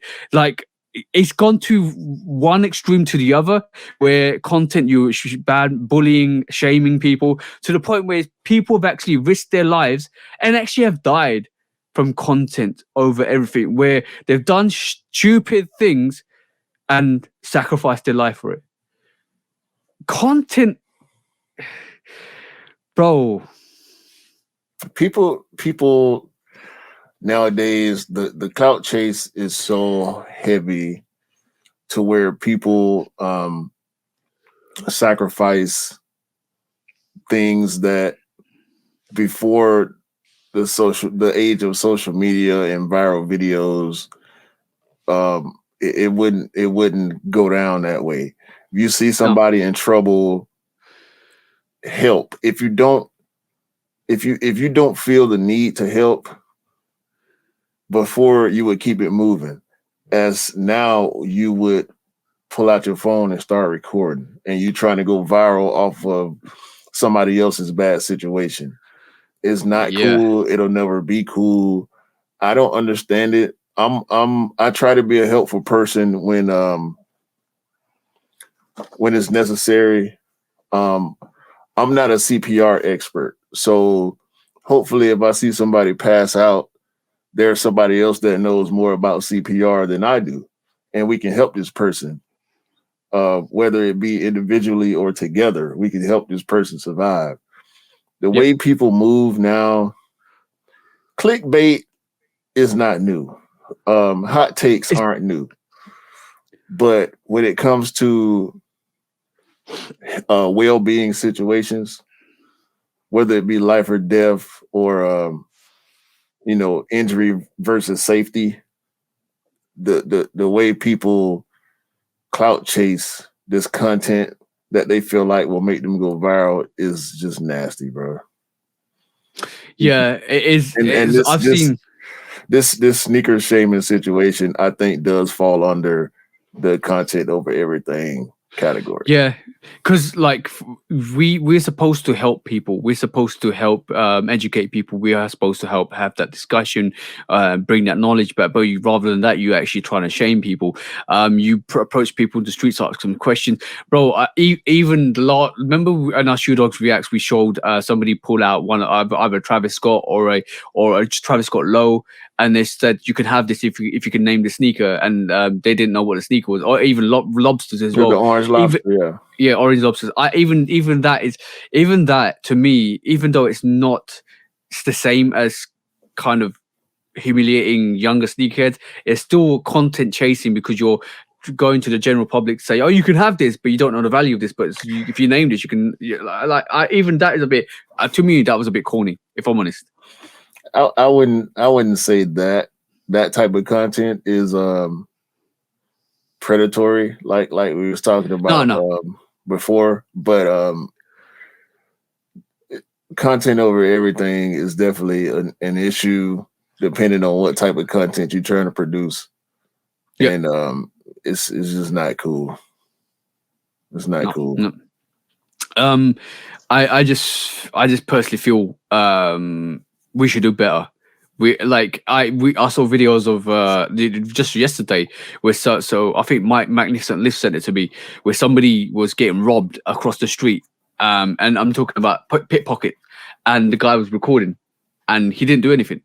Literally didn't do anything. He didn't warn the other person that she's getting pickpocketed. She didn't tell her that this other person's taking a wallet. Didn't stop the situation. Didn't intervene. He just recorded and posted it. What kind of stuff is that? Why, bro? What kind of horseradish is that, bro? This is not cool. Like, content over everything. I'm on that note, bro. Content over everything needs to go in the bin. Do better for yourself. Do better for society. Help people out. And sometimes I know you don't want to help people out, but basically, don't record it and post it and say, look, this has happened. Stop humiliating people. It's not right. You're guilty for that. Give them a charge, bro. Throw the book at them. May none of your videos get any type of views or traction ever until you come out and admit that you a clout chasing SOB. Cool. Last court case of the day, bro. Second on the docket. Guilty, and this time it is the SB Jordan 4 release. The first come, first serve.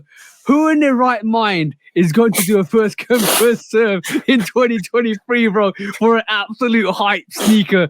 Like, let's just be honest. This is the first time Nike SB's coming out. This is the first time Jordan 4 Nike SB's coming out. I'm talking about Jordan 4, not the SB, but this is the first time the Jordan 4 SB is coming out, and you thought you was okay to do a first come, first serve. You thought it would be a good idea to do a first come, first serve for a sneaker that is probably one of the most hyped sneakers this year so far. Let's be honest. It's probably more hyped than the White Cement 3. And this is the consequence of your actions.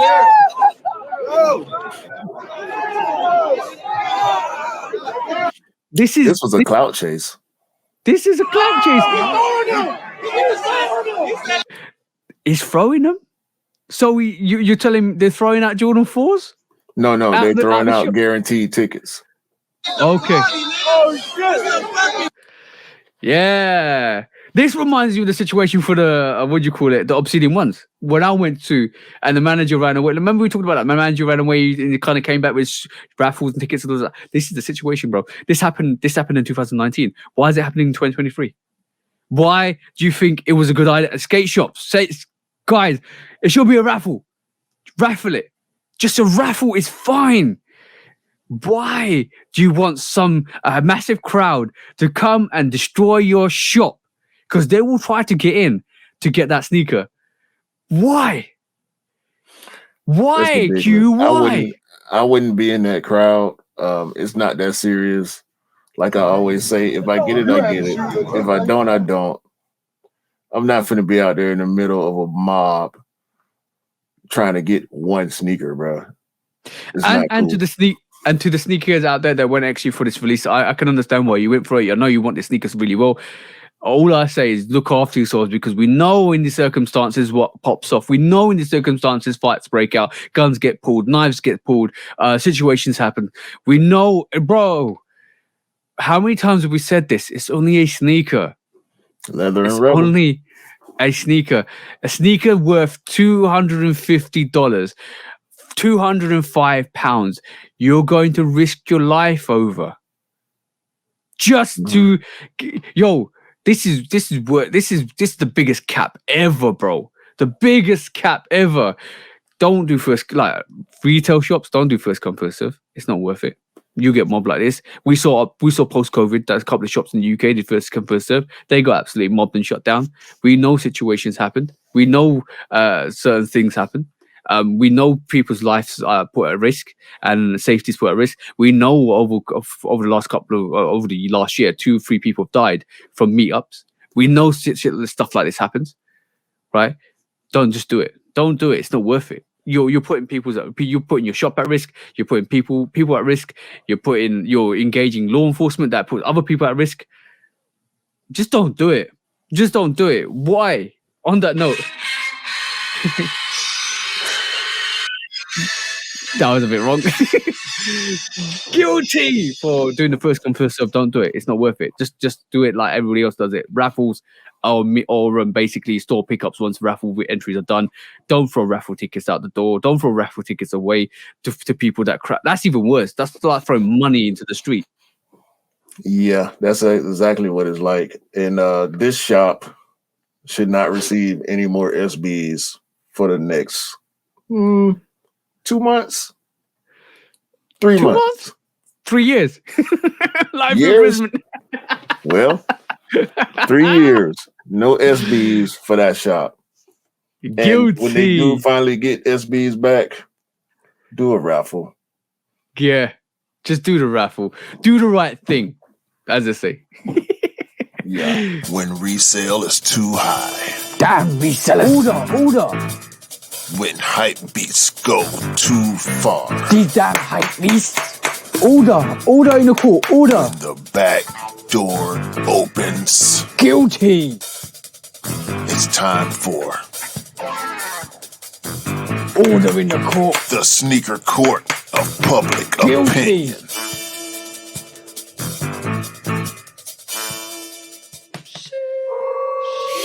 That was episode 59 of the Shoe Dog podcast, bro. Anything else you want to add to the end of the show? I'm tired, man. I've been doing a lot of moving around. It's been a long week, bro. It's been a long week and another long week to come. So, do you want to break it down and call us out, bro? Listen, man. As always, we appreciate everybody's support, man. Maybe y'all should share the podcast. If y'all watching us on YouTube, on TJ's channel or my channel, y'all listening to us on any of the audio platforms, put us on your playlist, man. Share the playlist. Share it on your social media accounts, Tell your mama, your brother, your sister, your cousin, your boyfriend, your girlfriend, your mistress. Tell everybody. Tell the side piece. Tell the main. Tell your boss, your coworkers. Tell everybody about the Shoe Dog podcast, man. We're going to be here. You know what I'm saying? Always. We're here for y'all.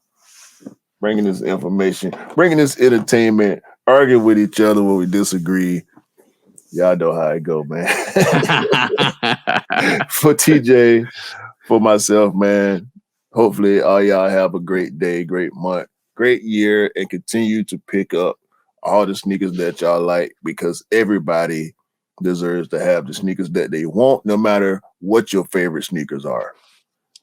We with you. Yep, always with you. Always with you. Defending sneakers out there, just like Teletubbies. Uh-oh.